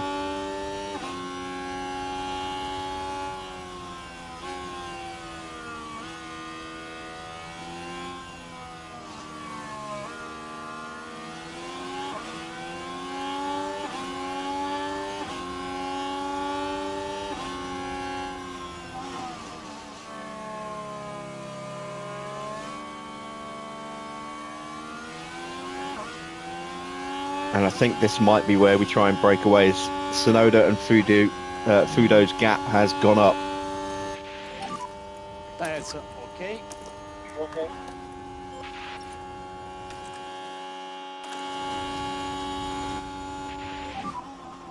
So we get through, that will put us back into peak. And now we can concentrate on going after Yuki. Good job. And we might even have broken Fuji there as well. Yeah, no rear wing open. We broke the DRS. Lovely stuff. We're already straight onto the back of Yuki, look.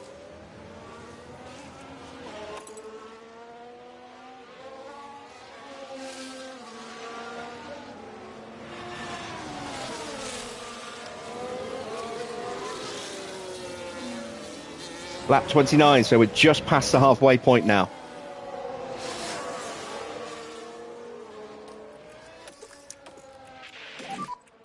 Mode charge, mode charge. You can slow down a bit. Yep. Okay, okay. If you are enjoying this race, then go ahead and drop a like. If you're not yet subscribed, then why not hit that subscribe button too? And be sure to hit the bell to be notified each and every time something new happens with the channel. Either a live stream or new video series, such as The Precinct, which will go live tomorrow. That'll be daily uploads on The Precinct until we complete the campaign mode on that. Played a few hours of that this afternoon. Really enjoying it so far. It's a game I've wanted to play ever since I saw it first announced last year. I just thought that looks like it's going to be so much fun to play, and I am having a lot of fun with it. That series will go live, and we will be bringing the PC content over onto this channel going forward. So the other channel is going to shutter for a little while. May well become a home for Twitch replays when I start streaming on Twitch during the day. But American Truck Sim will be starting a new Let's Play series rather than a live stream series on this channel. Coming very, very soon. I'll be starting to record that in the next couple of days. We'll also do something with ETS as well. And then we'll see what happens from there. We will be replacing this live stream series with the PC version of F1 Manager live streams in the evenings. So F1 Manager isn't going away when this series finishes at the end of this season. It will keep going, but it will be starting anew with a very modded version on the PC. We'll be rebooting the series we started on the other channel with some tweaks to try and make things a little bit better. And that will be, as I say, replacing this live stream series when this comes to its natural conclusion at the end of this season.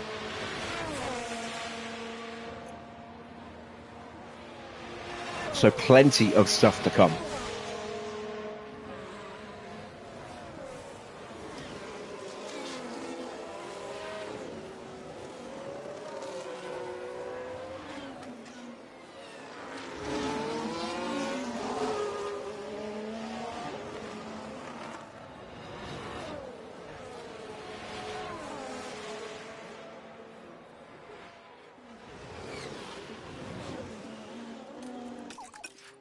All right, we are reaching the pit window. It's coming up. So we're going to turn the tyres up a little bit now. We've done a lot of hard work to get us up into 6th place, but the gap to the leaders is starting to just stretch away from us a little bit. They're starting to up their pace because they're getting ready for another pit stop. And we are being left behind now by Tsunoda, so we want to try and up our pace just a little, try and catch him up a bit. Let's turn off battle assist because we're not fighting anymore. We'll stay in top up until the end of the lap, see where we are. I think we've got a full battery, and we have a yellow flag. It's a lock-up. I thought for a minute we might have another VSC and have to dive into the pits early again. It's Fudo. Now this was the Sauber. Nothing at this point. Chasing Max. And the car fails to respond. And that is the same thing that Fittipaldi did.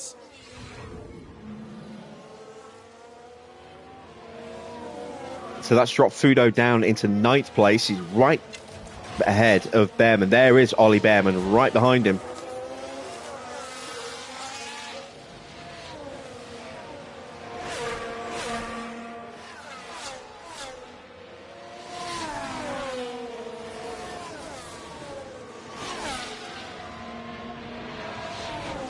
And this is going to further pile on the misery here for Fudo.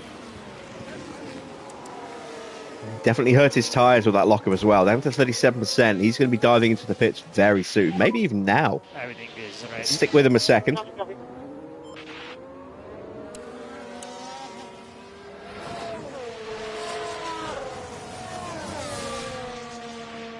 ATS and ETS2, how will you cope? Have you ever seen Clockwork Orange? I've got a special chair I can strap you into.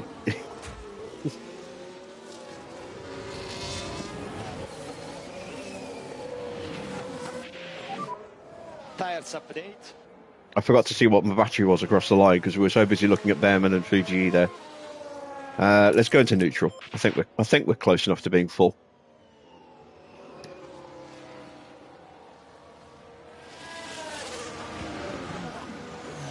I'll gain us an extra 0.2 megajoules of deployment every lap.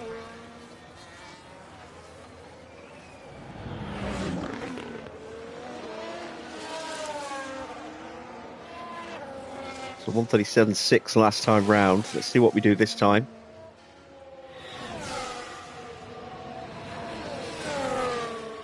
I am worried that maybe our pace outside of the slipstream isn't good enough as Sargent picks up a fault in P11. But it looks like they're carrying some kind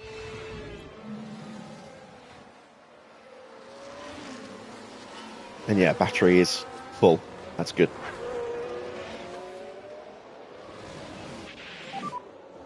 Yuki hits the pits.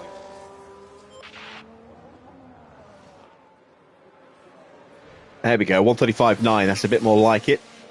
So almost a second out of Teo on that lap. The gap is 7 seconds to Porsche, 11.3 seconds now to Leclerc, who's pushing, trying to break away.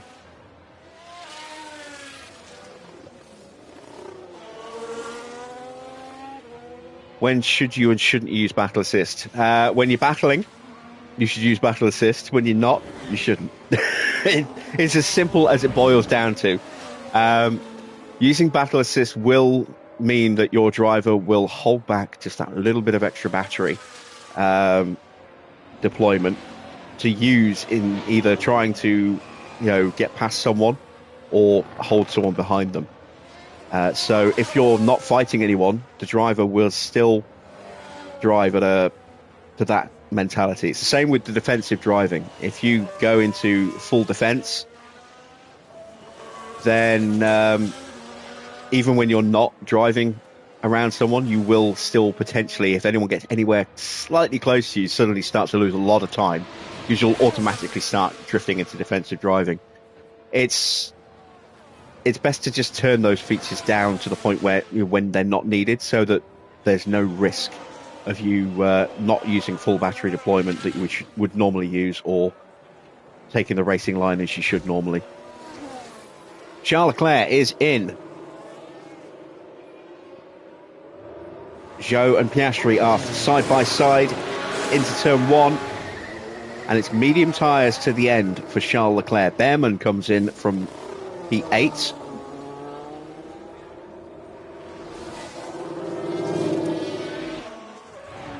We are slower than some of the leaders, but we are quicker than Max by a second on that last lap.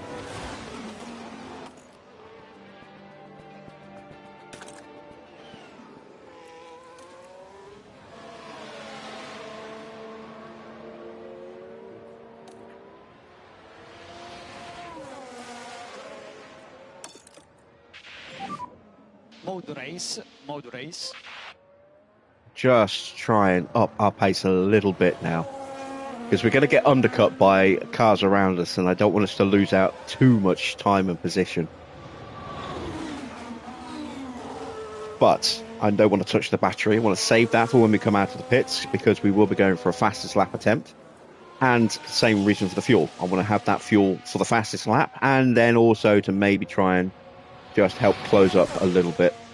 The front three are just 7 seconds ahead of us.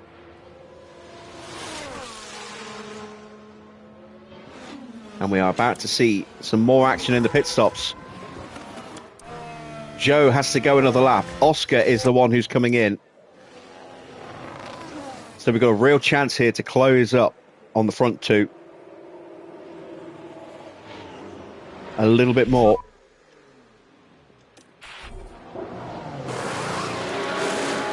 Hard tyres for Oscar. Ooh, he's going to be pushing them hard. He'll be pushing them very hard.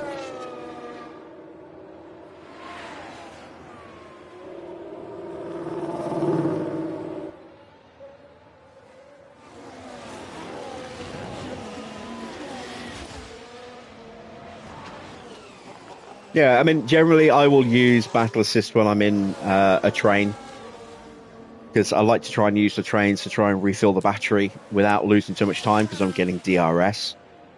And it just helps protect you from the car behind. I don't tend to rely on it for overtaking.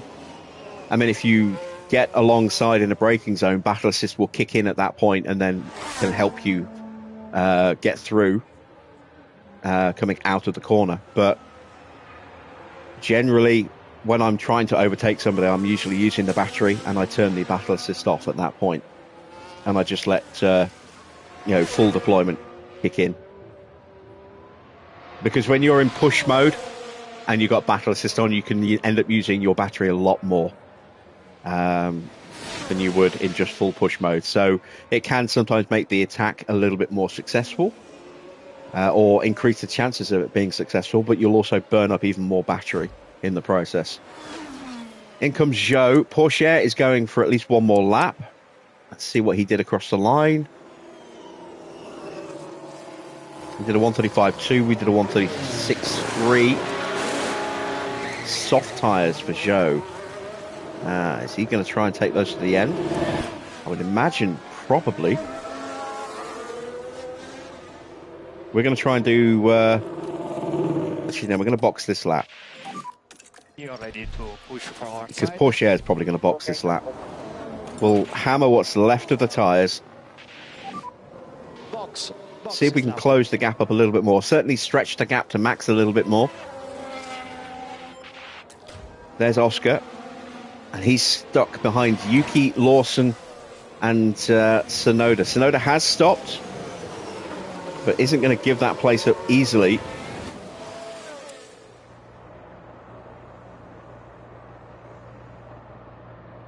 And the two in front, one of which has a fault, will slow down Oscar here a little bit as well. We're going to come out behind these guys. It's a yellow flag. I think that was an Alpine running wide. Stoffel, maybe? Yep. here we go, heading into turn 1. Oh, And there's the maybe lock-up. thrown a We're little just bit by the unable to Williams do coming much out the about pits. it. We'll give Stoffel the benefit of the doubt on that one. But this is holding up the Cadillacs. This is helpful. This is very helpful. We have taken a second out of Teo as well. Into the pits comes Porsche. Should just see us. There we are at the very top of the screen. Briefly, you see us whizzing in.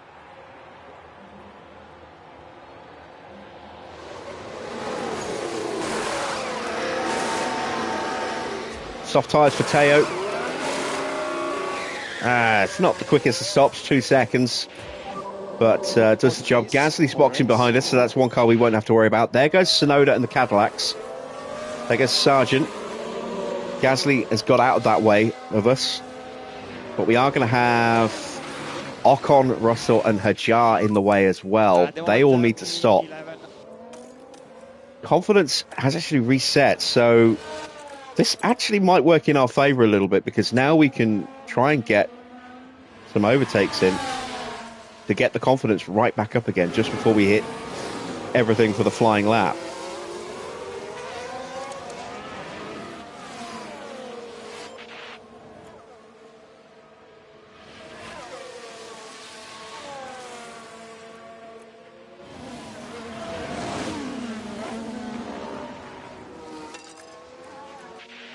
Let's get the tyres into the temperature window. Push the battery and the fuel. And go into full overtake.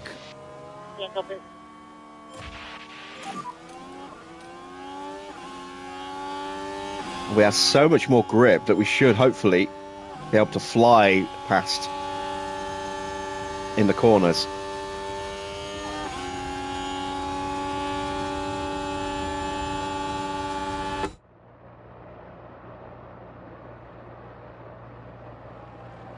All right, there we go. That's that move done. That gets us up to very high confidence. Both Hajar and Russell have stayed out. Got to overcome the DRS here. That's going to be tricky. Can we get him up the inside? Not close enough. Damn it. That's not ideal. Ocon behind, dived into the pits. That's the new fastest lap for Thudo, 132.8. We should be able to beat that quite comfortably on this lap as we rocket our way past George. We can get past Hajar in this next couple of corners. Then we could potentially get the DRS or Sargent for the back straight as well, which would be even better.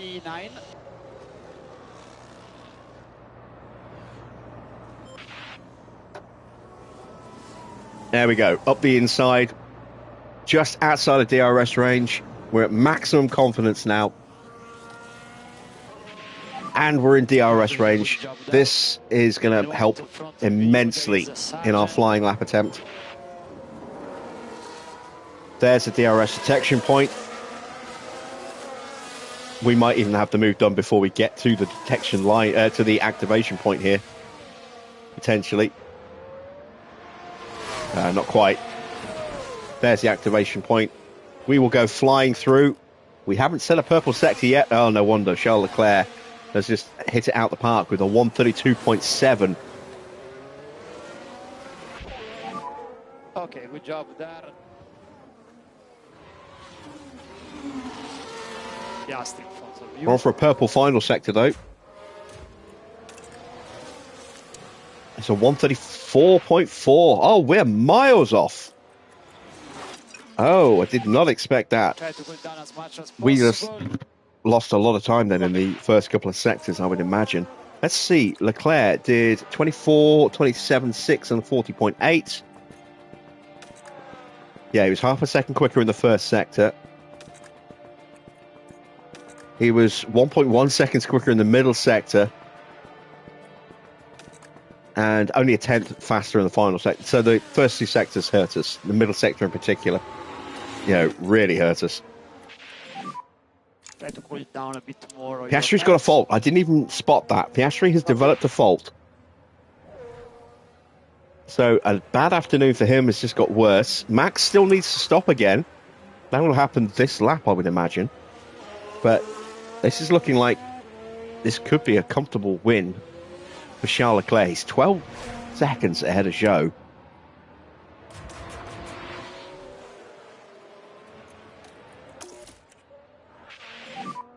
Mode charge.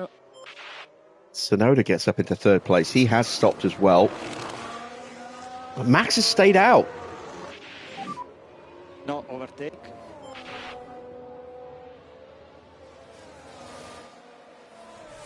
Interesting. Piastri is now falling away. Oh, that was how was that the fastest lap? How? It's immediately beaten by someone who was actually pushing. Wow. Okay. Did not expect that.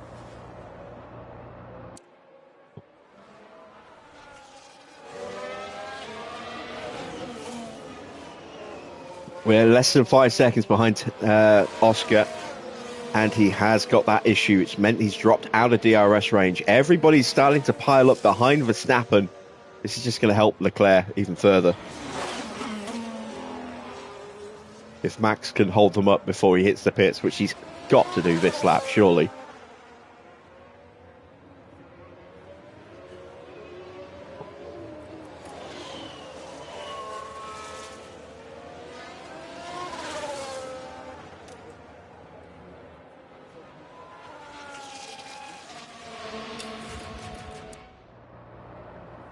Tsunoda's going to get through.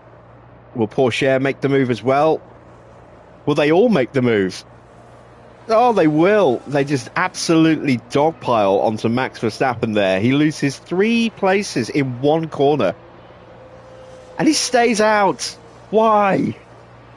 Why? Oh, my God. I have no understanding as to why he stayed out. Other than the fact that he must be thinking about going to the end, which he cannot do with those tyres.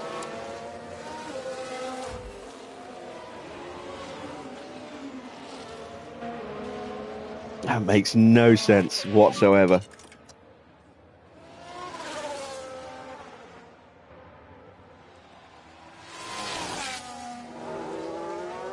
Gap behind So, it's now potentially a 3 or 4 way fight at the moment. It's a 3-way fight for second. Zhou has lost a little bit of ground, actually. Porsche and Tsunoda have broken away from Zhou. Maybe Zhou's out of battery.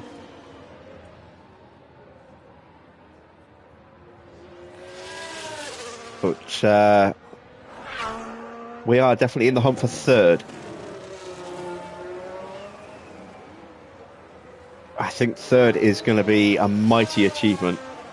Starting 22nd with a car that is not the best car and a driver who is definitely not the best driver. If we can get a podium today with Mini, that would be incredible.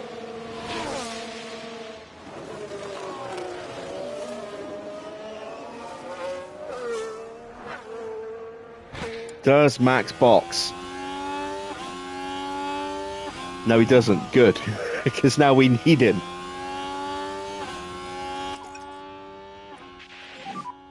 Try some lift off. Try to slow down a bit. Try to increase the lift off. Porsche and Tsunoda are closing in on Charles Leclerc. Gap is down to 9.5 seconds. I thought this was a done deal for Charles, but maybe not. And Max just has no grip, look. Full charge.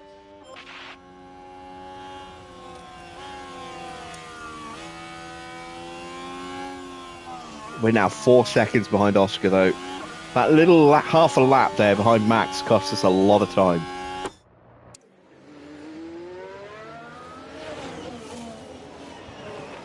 Cost us at least a second. Can we start to close back up on Oscar? What is the fault that Oscar has? We never looked, did we? It's gearbox. I did say his gearbox might play up, didn't I? There's a chance for Zhou's gearbox to play up as well. Just like that, we are now 2 seconds clear of Max.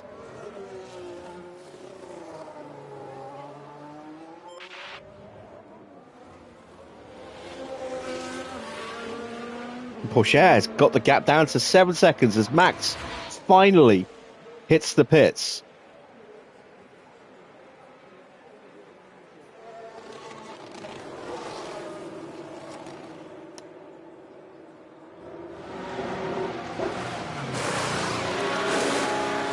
That's a good stop.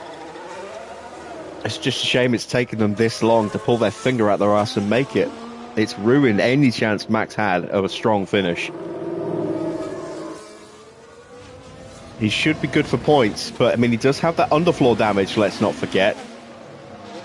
So that will compromise his pace a little bit.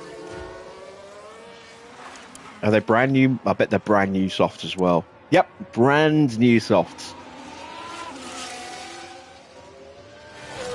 And Pourchaire is flying, look. He has got that gap down. 6.3 seconds now. We're going to have a fight on our hands for the win here between those two.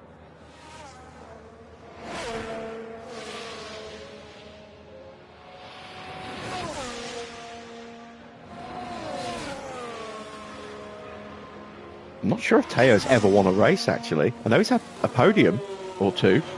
I think he got a win. I think he got a win last season.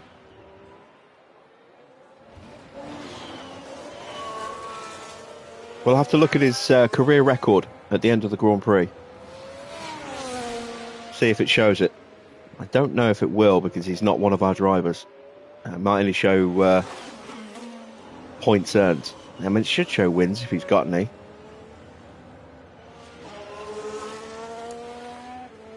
.134.0. We're lapping a second quicker than Charles, whose pace has bled away a bit. Lapping quicker than Yuki. And just a couple of tenths quicker than Oscar. So we are starting to close him down, but not by enough. Tires update.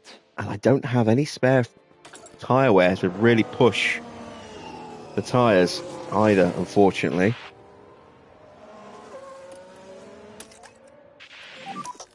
Let's burn what little battery we have built up, trying to close up to the back of Oscar here.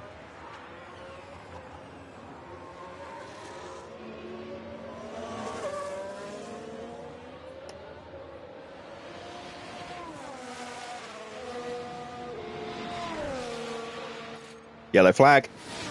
That's a lock-up for Sargent. Or a spin. It's a spin. But he's going again, unfortunately. I was hoping for a VSC then. I would have probably dived in and thrown in some fresh tyres. Just kept it at the barrier. And yes, you are an idiot, Logan Sargent. You're now last by quite a way. So we've taken a second out of Oscar, thanks to that bit of pushing. Got a little bit of battery left, but not much. Tsunoda and Zhou still scrapping away. The gap between Pourchaire and Leclerc seems to have stabilised a little bit. We have the best tyres in the top 6, but not by a massive amount. Max moves up into 12th. He'll be on Albon very quickly, and then he's got to push it to get onto Lawson. 8.5 seconds away from the points.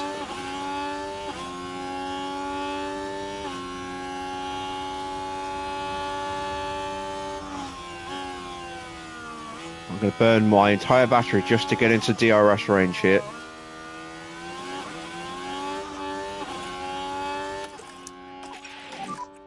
You need a mode charge. There we go. Piastri has closed in on Zhou and Tsunoda as well.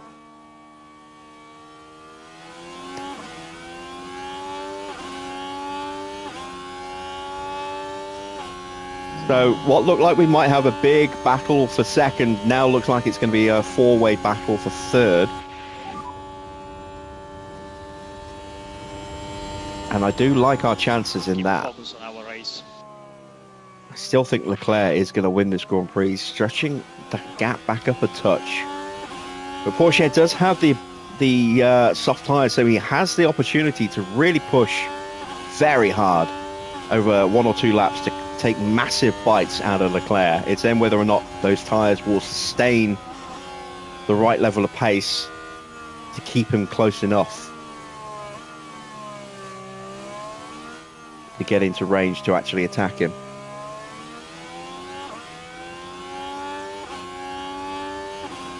And that's where I think Leclerc will have the advantage. I don't think Porsche will be able to close the gap down enough without destroying his tyres.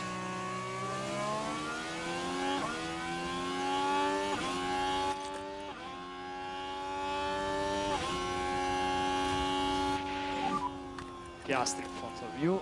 We're going to go to low overtake to keep us more on the racing line, less likely to pull out of the dirty air, out of the slipstream, and lose that toe. Take off it.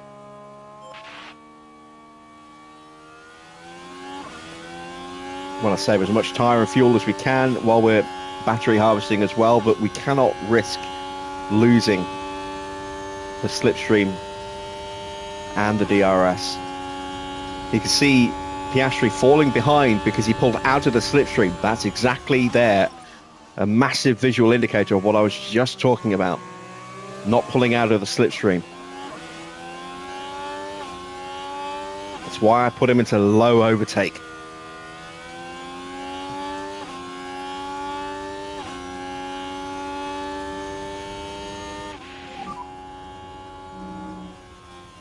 Ten laps to go. Tyres at 68%. Okay, do your best there. Gap between the front two has crept back up again. It's nearly 7.5 seconds now. Zhou now 5.5 seconds further back in third. Tsunoda, Piastri and Mini all there, keeping an eye, biding their time. It's a big gap back to Gasly, 14.5 seconds. He still has the fastest lap.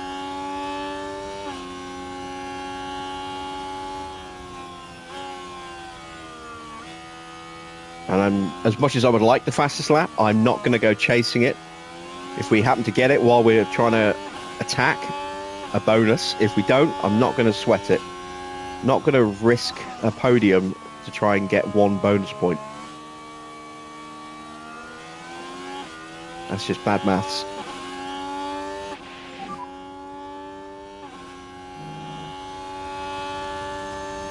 And now we might have a run here on Oscar, because Oscar's pulled out of the slipstream. We've got DRS and a distant slipstream on Zhou.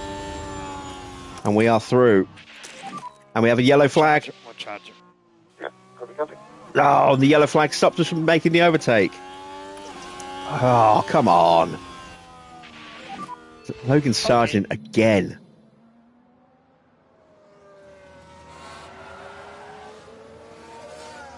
Sorry, I made a big mistake. Yeah, you did. You just cost me a position. Thanks so much there, Logan.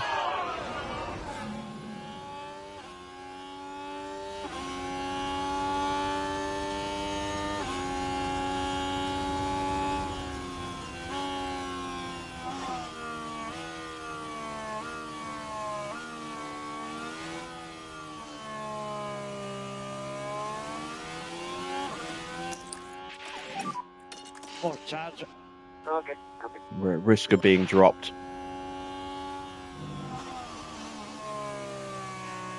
Need to make sure we close back up again and stay in range.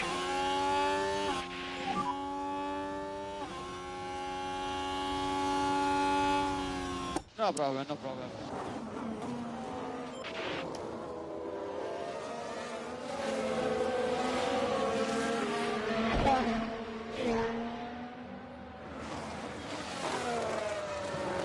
Oscar's looking very aggressive, trying to find his way through, but can't. He's left himself Try to slow open down a bit for more us to now. have another crack at him, maybe. Yeah, copy. Let's wait for Sargent to do something stupid. Again, he pulls out of the slipstream. And you can see that even before the DRS opened up, and while we were in harvest, we were absolutely cruising up to the back of him there. We go flying through. We shut him down, and we're in 5th place in full save. You're doing a good.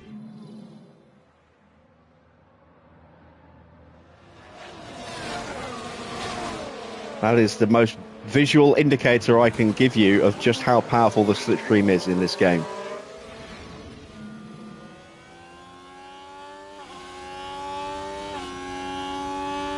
We're in the lowest possible overtake setting, lowest pace, lowest tyres, harvesting battery, and we rocketed past him because we had a slipstream and he didn't. The gearbox will have helped a little bit in that, but even so.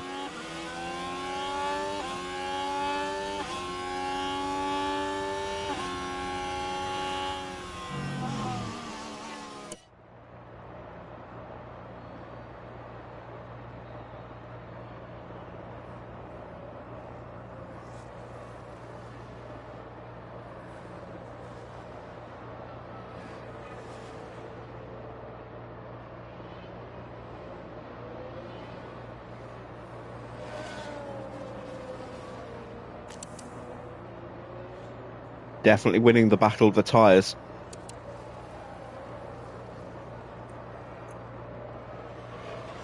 And let's see if Sonoda pulls out of the slipstream too early here.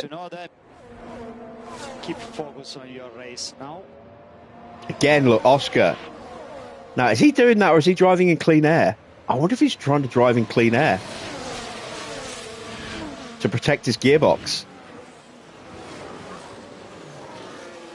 He might be doing that. All good on tires at the moment.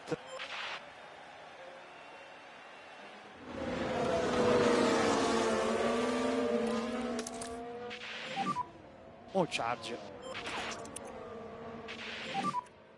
No lift off anymore. 199. Well, don't forget, you might be able to, if it's 99%, that's one click of toe. Is it obvious which way to do it? Because you could theoretically change, start from the back of the grid. And if you're doing this just for the trophy, then I would say save before you start qualifying. Make the change once you've done, and then run him. If you get it right, that's 100%. It should theoretically ping. If you get it wrong, you can try and change it and do it that way. But that will disqualify you from qualifying, and then you can reload and race as normal without starting from the pit lane. But your setup will again not be changed. If you're that desperate for the trophy.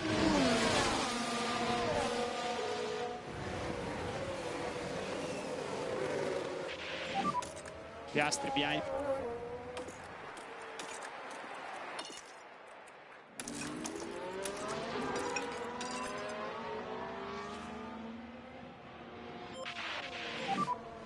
Focus on tires.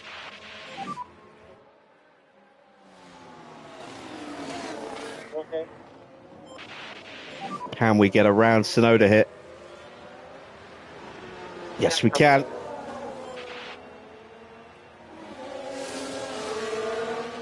Can we get past Joe as well? Good job. Nope.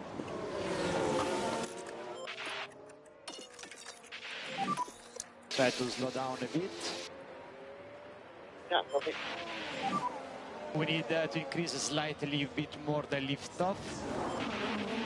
But what we have done We know this. is just dropped Sonoda briefly. Oh, he's back in again.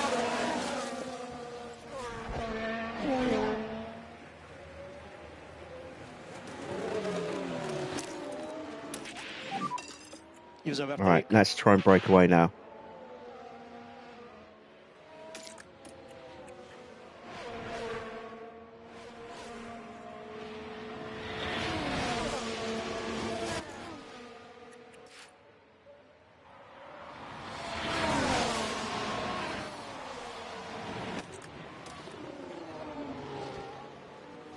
Yellow flag.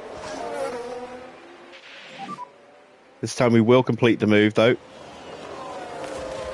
Piastri has had a crash Here we are then, reaching turn 13. with Yuki Tsunoda. Barely any room to manoeuvre. And oh, that's obviously far from intentional. Oh, he got hit from but there was behind. contact. Tsunoda And that got had hit the from potential behind to by do some Piastri. real That's a damage, penalty for given the Piastri. nature of that collision. He's in the pits with no nose. Well, no, he's got some nose.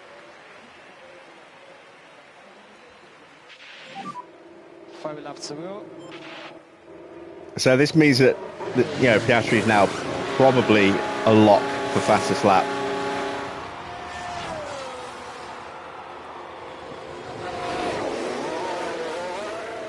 Oh, he's got a 5-second penalty that hasn't been served. It's a puncture for Yuki Tsunoda. But he gets straight out. Yuki Tsunoda could be on for a fastest lap as well, actually. So either of those two could well take the fastest lap away from us. But there is... Oh, no, it won't be Yuki. Yuki's got a rear wing, a hole in his rear wing, so he won't have working DRS anymore. He may still be able to do it on pure pace, but I don't think he will. Oscar's 11th place, right outside the points, but has that 5-second penalty.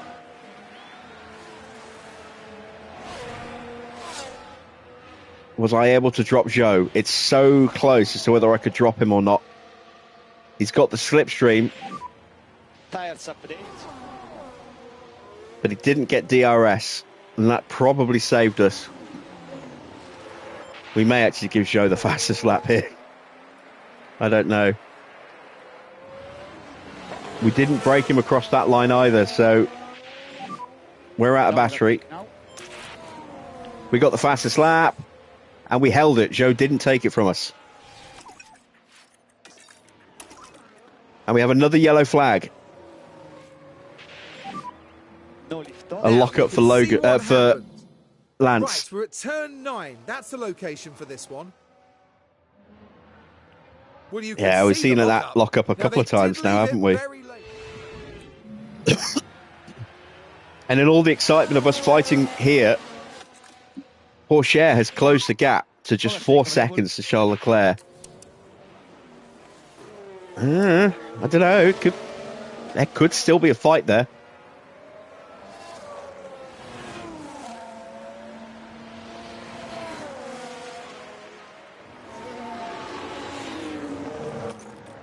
I am deliberately in rarely defend because I don't want to lose time defending. But I know I don't have enough pace to hold Zhou back for the rest of this Grand Prix. So if he gets ahead of me, which he's going to here, I can continue to cool those tyres down. I can rebuild the battery, and then we can try and push. Oh, there goes an Alpine right in front of us.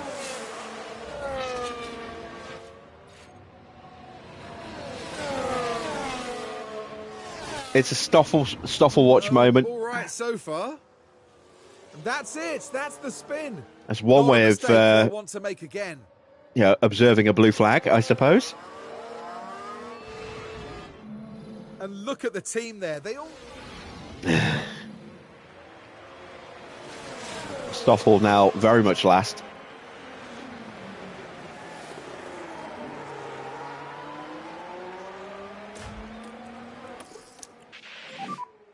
Mode charge. So Gasly in 5th is now 21.5 seconds away. So this is a straight fight between me and Zhou for 3rd place. Max is up to 7th. Piastri still outside the top 10 and has that 5-second penalty still to be applied. Tsunoda's in 14th. His race ruined as well. He's not likely to get in the points, even if he has got fresh tyres. That hole in his rear wing will do him no favours at all.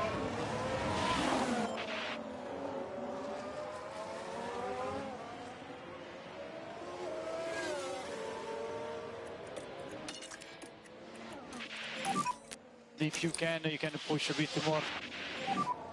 Got to stay with Zhou. Can't let him break away from me.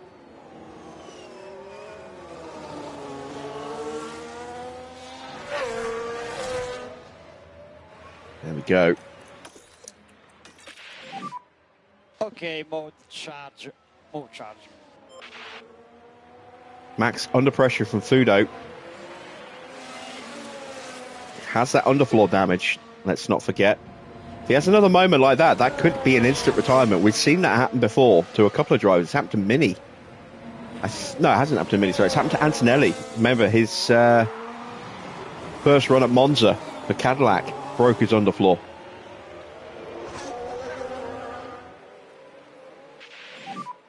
Good level of management on tires.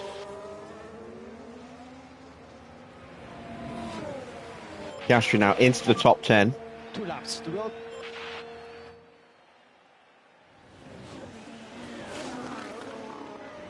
Two laps to go. Looks like Leclerc has done enough. I don't think Piastri's got enough left. Yeah, keep doing it. We've got a nice little tyre wear advantage over Zhou, but we don't have much battery. So we're going to have to time this right.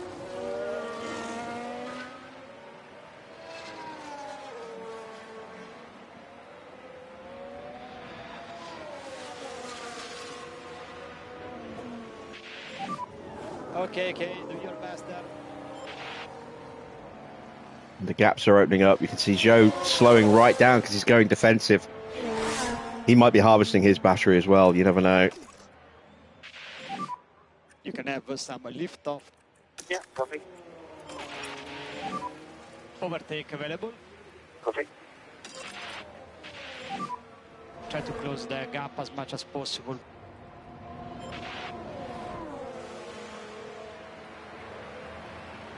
Take another little bite of the slipstream.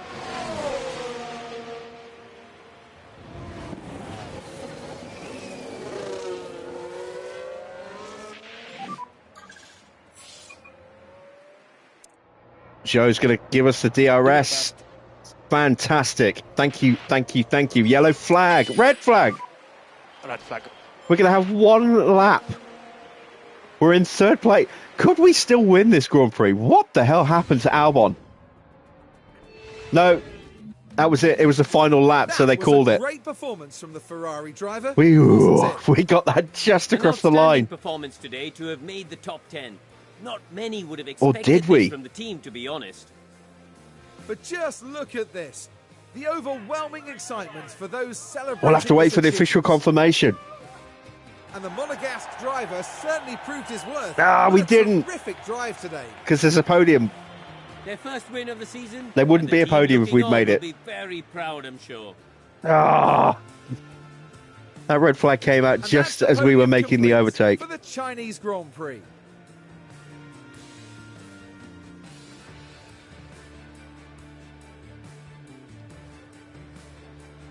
But it's a home podium for Zhou. As far as Ferrari are concerned, Karun, how do you think they'll be feeling after that race?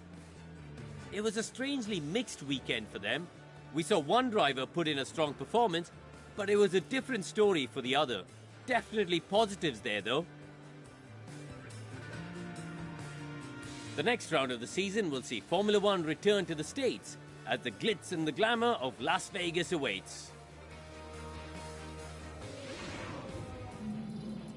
All right, confirmation of the final result. We were 3/10 away from a podium in the end. Charles Leclerc takes the win. Teo gets second. Zhou manages to hang on just to get a home podium and round out the top three. Mini up 18 places, starting from 22nd in the pit lane to finish in fourth place. I said a points finish for him would be our achieved target. And we ended up almost stealing a podium on the last lap there. If there had been a last lap, we would have been third. But that red flag, Albon's crash, which we never actually saw, ending the race a lap early. Then Gasly up 6 places to take 5th. It's Fudo getting ahead of Max at the end. He takes 6th, Max in 7th. 8th for Behrman, 9th for Oscar Piastri. That 5-second penalty, not enough to deny him points entirely. But he did lose a place to Ollie Behrman by 0.02 of a second because of that penalty, it would seem. Liam Lawson up 10 places to finish in 10th. Good race for Lawson. He picks himself up another point there. Then it's Ocon in 11th. 12th for George Russell. Albon classified as 13th, even though he failed to finish. 14th is Yuki Tsunoda. 15th for Hajar. 16th for Rowan Staniak. 17th for Stroll. 18th for Iwasa. 19th for Fittipaldi. 20th for Logan Sargent.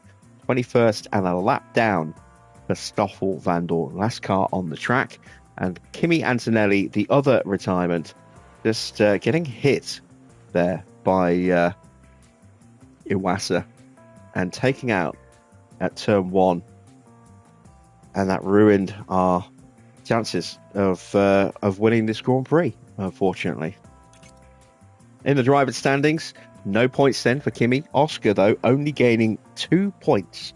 So damage limitation in full effect there. We only dropped, as I say, those 2 points. So the gap is 49 points between us and Oscar at this stage. Then Charles Leclerc hits up to a perfect 200 points with his win tonight. 13 points for Mini helps keep him ahead of Pourchaire just, but he's 15 points away from third place at the moment. Pourchaire is 6 points behind Mini. Then it's Zhou.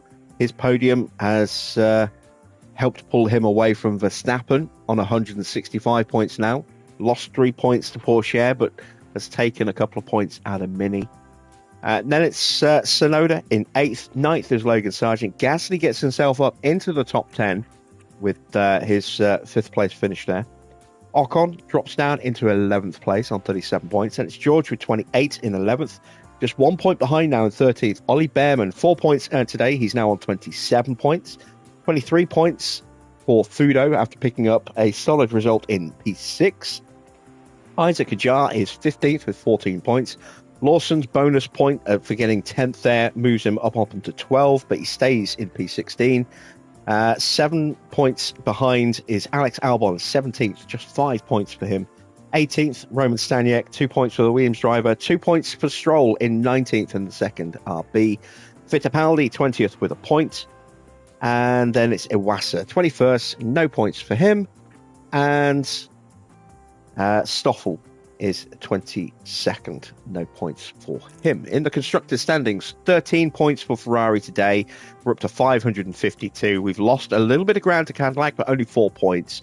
Lost a lot of points to McLaren and Red Bull, but they are both so far behind us that is not a worry at all. So again, damage limitation there. We only dropped 4 points to our closest rivals. The gap remains at 69 points there. So that's pretty good, pretty comfortable. Then Red Bull, 339 points. They have taken a bit of a bite out of Cadillac, but they are still a long way behind. They're 144 points behind. McLaren, likewise, are 120 points behind Red Bull. So these big gaps, unlikely to close up enough to change the top 4 order, I don't think. Williams have 79 points in 5th. No points for them. No points for Mercedes. 70 points for them, 9 points behind. Alpine have 37, Aston have 33. RB bringing themselves back up into the mix a little bit. They're on 29 points now, thanks to 4 points earned today. Sauber also trying to bring themselves back into the equation. They picked up 8 points this weekend. They're on 23 now. And Haas are dropping a little bit further back. They are 13 points now, 10 behind Sauber, despite picking up that point with Lawson at the end. Into the pit stops, we got the fastest stop tonight with Mini, but that was matched by Zhou. Red Bull 3rd and 4th, then it's Cadillac in 5th. So big points for both Cadillac and Red Bull today. They will have outscored us, but not by a lot. So again, damage limitation by getting that top spot there. Mercedes pick up some points with Isaac. RB get 2 cars into the top 10 in 7th and 10th. Sauber getting some points in 8th. Williams also picking up a couple of points with Yuki in 9th. So standings look like this. 554 points for Ferrari. We only lost out 3 points to Cadillac and only 2 to Red Bull. So we remain comfortably ahead, 218 points clear at this stage. That's a very, very big lead. It's tight, though, between Cadillac and Red Bull. Cadillac outscoring them by a point tonight. The gap is 31 points. It's all to play for in the battle for second this season. And then it's Aston, a long way back on 109 points. Williams just 2 points behind them on 107. RB picking up some decent points as well. They're up to 90 points in 6th. Then it's Alpine in 7th with 62. 48 points for Mercedes. They move ahead of Sauber by 1 point, thanks to some good points today.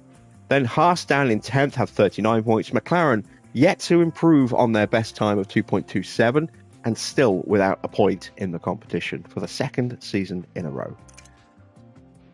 They see no stop at all for Antonelli thanks to his early retirement, and that first stop for Mini, absolutely perfect. So a good job from the crew when it was needed. We do not get the sponsor target bonus for Kimi because he failed to finish, but we do get it for for Gabriele Mini.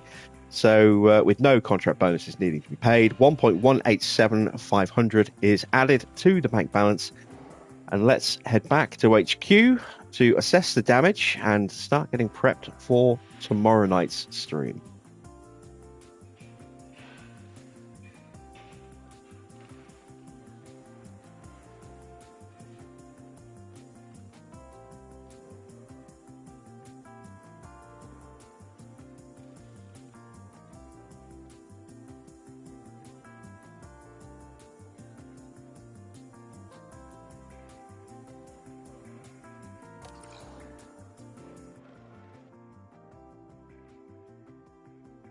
Alonso just had a puncture on the 4th lap. How often do you see that? I don't know, is the honest answer. I have seen early punctures, but usually it's involved with a collision of some kind. It's very rare. Very rare. We have a spare suspension. Vegas is the next race in just 3 days' time. Let's see how much damage was done to the powertrain for Kimi Antonelli there. Oh, a lot of damage to the car. That's not so good.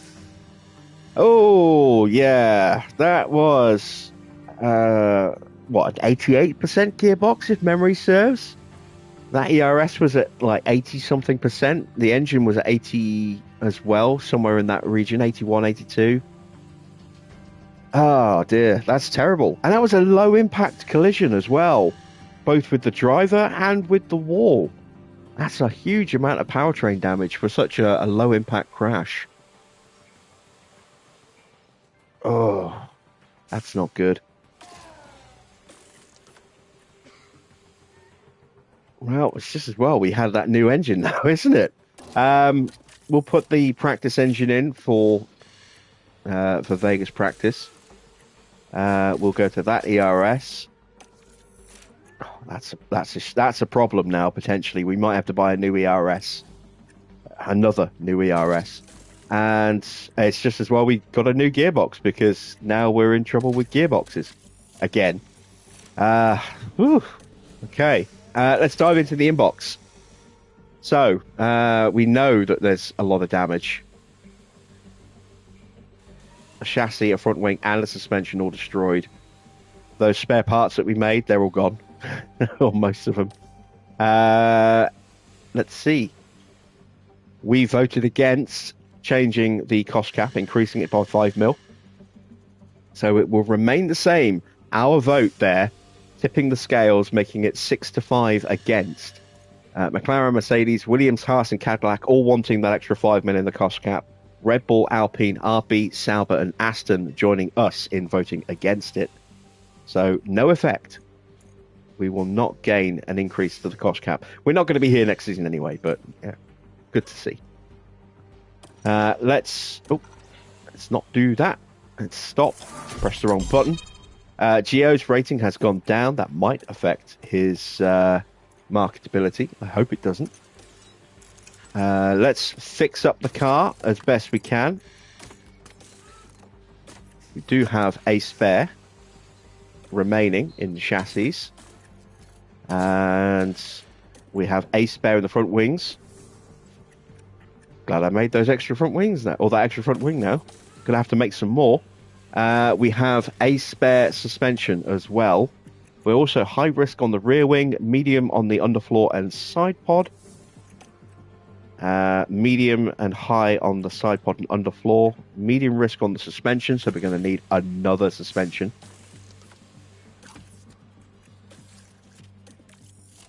Make one of those. Do I have any slots left in the garage?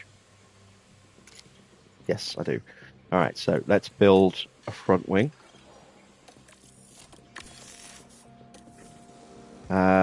Progress report on our designs. We are 2.5 weeks away from being able to build some chassis, side pods and underfloors on the new spec. 4 weeks away from a front wing. So a little bit of a wait still to go on that one. Let's check in with what the board thought. No, not going to be happy, I don't think. Yeah, disappointed. Yeah, we couldn't rescue a happy. I think they would have been satisfied if we'd maybe managed to get Mini on the podium. But without a podium and one car failing to finish at all, a disappointing result. Not that surprising. Still massively happy overall, though, which is good.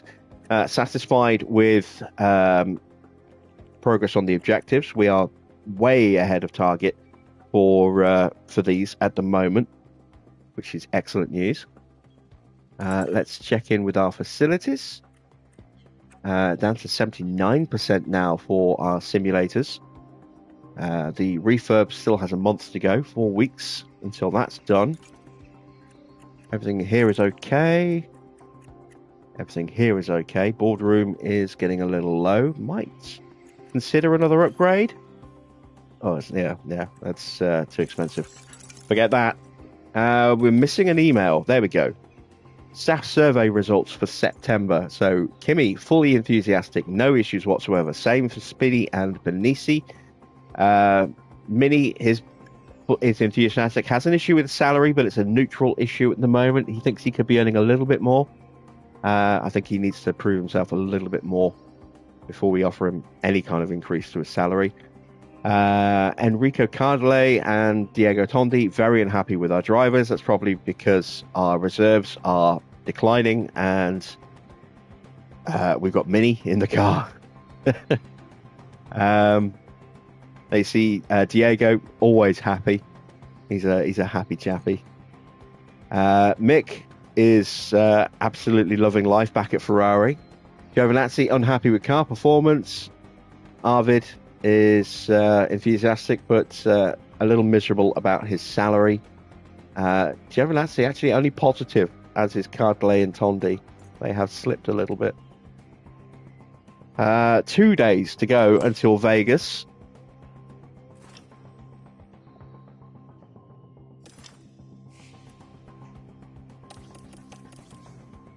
There we go. Going to be cold. I'm guessing... Oh, they are expecting 2 stops. I think we might be one stopping that race, but I don't know for sure. Let me check the warehouse. So we have at least 1 spare part for every aspect of the car, and we will have another front wing in 1 day's time, as you can see there in the current projects bar. So that means we'll have 2 spare front wings, assuming we don't break one during the first day of practice. We'll have 2 front wings from the Saturday that will be spare. Keep our fingers crossed we don't wreck the car again. We will be throwing brand new powertrain parts that we purchased into the car for Vegas to give us our best chance of winning. Let's prep this car, seeing as we've already prepped the other one.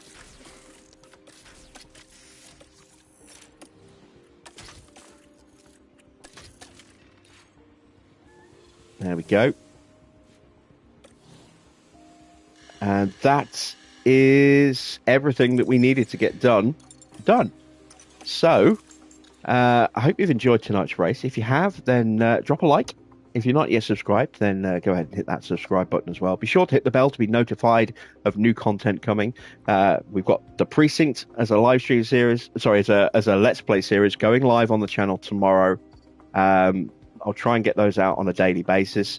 Coming soon on this channel will be a new ETS and ATS playlist. They will be Let's Play series as well. We will continue to live stream this every night now until we finish this, and then we'll be switching over to the PC version and continuing live streaming a brand new Season 1 restart on that. There will be mods involved. I will make sure that everything that I add mod-wise will be listed in the description. I do need to update some of the mods I had used previously because they have had updates since then.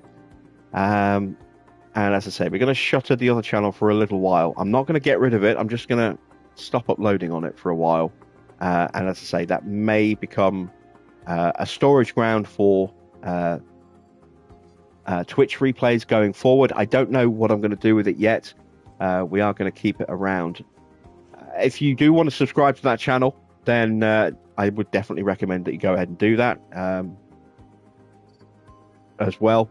And I will announce when that channel will start becoming active again as we get closer and closer to that becoming a reality. But all the stuff that we've been doing on the other channel, PC-wise, will start to transition across onto this channel over the next few days. So plenty of new content coming here.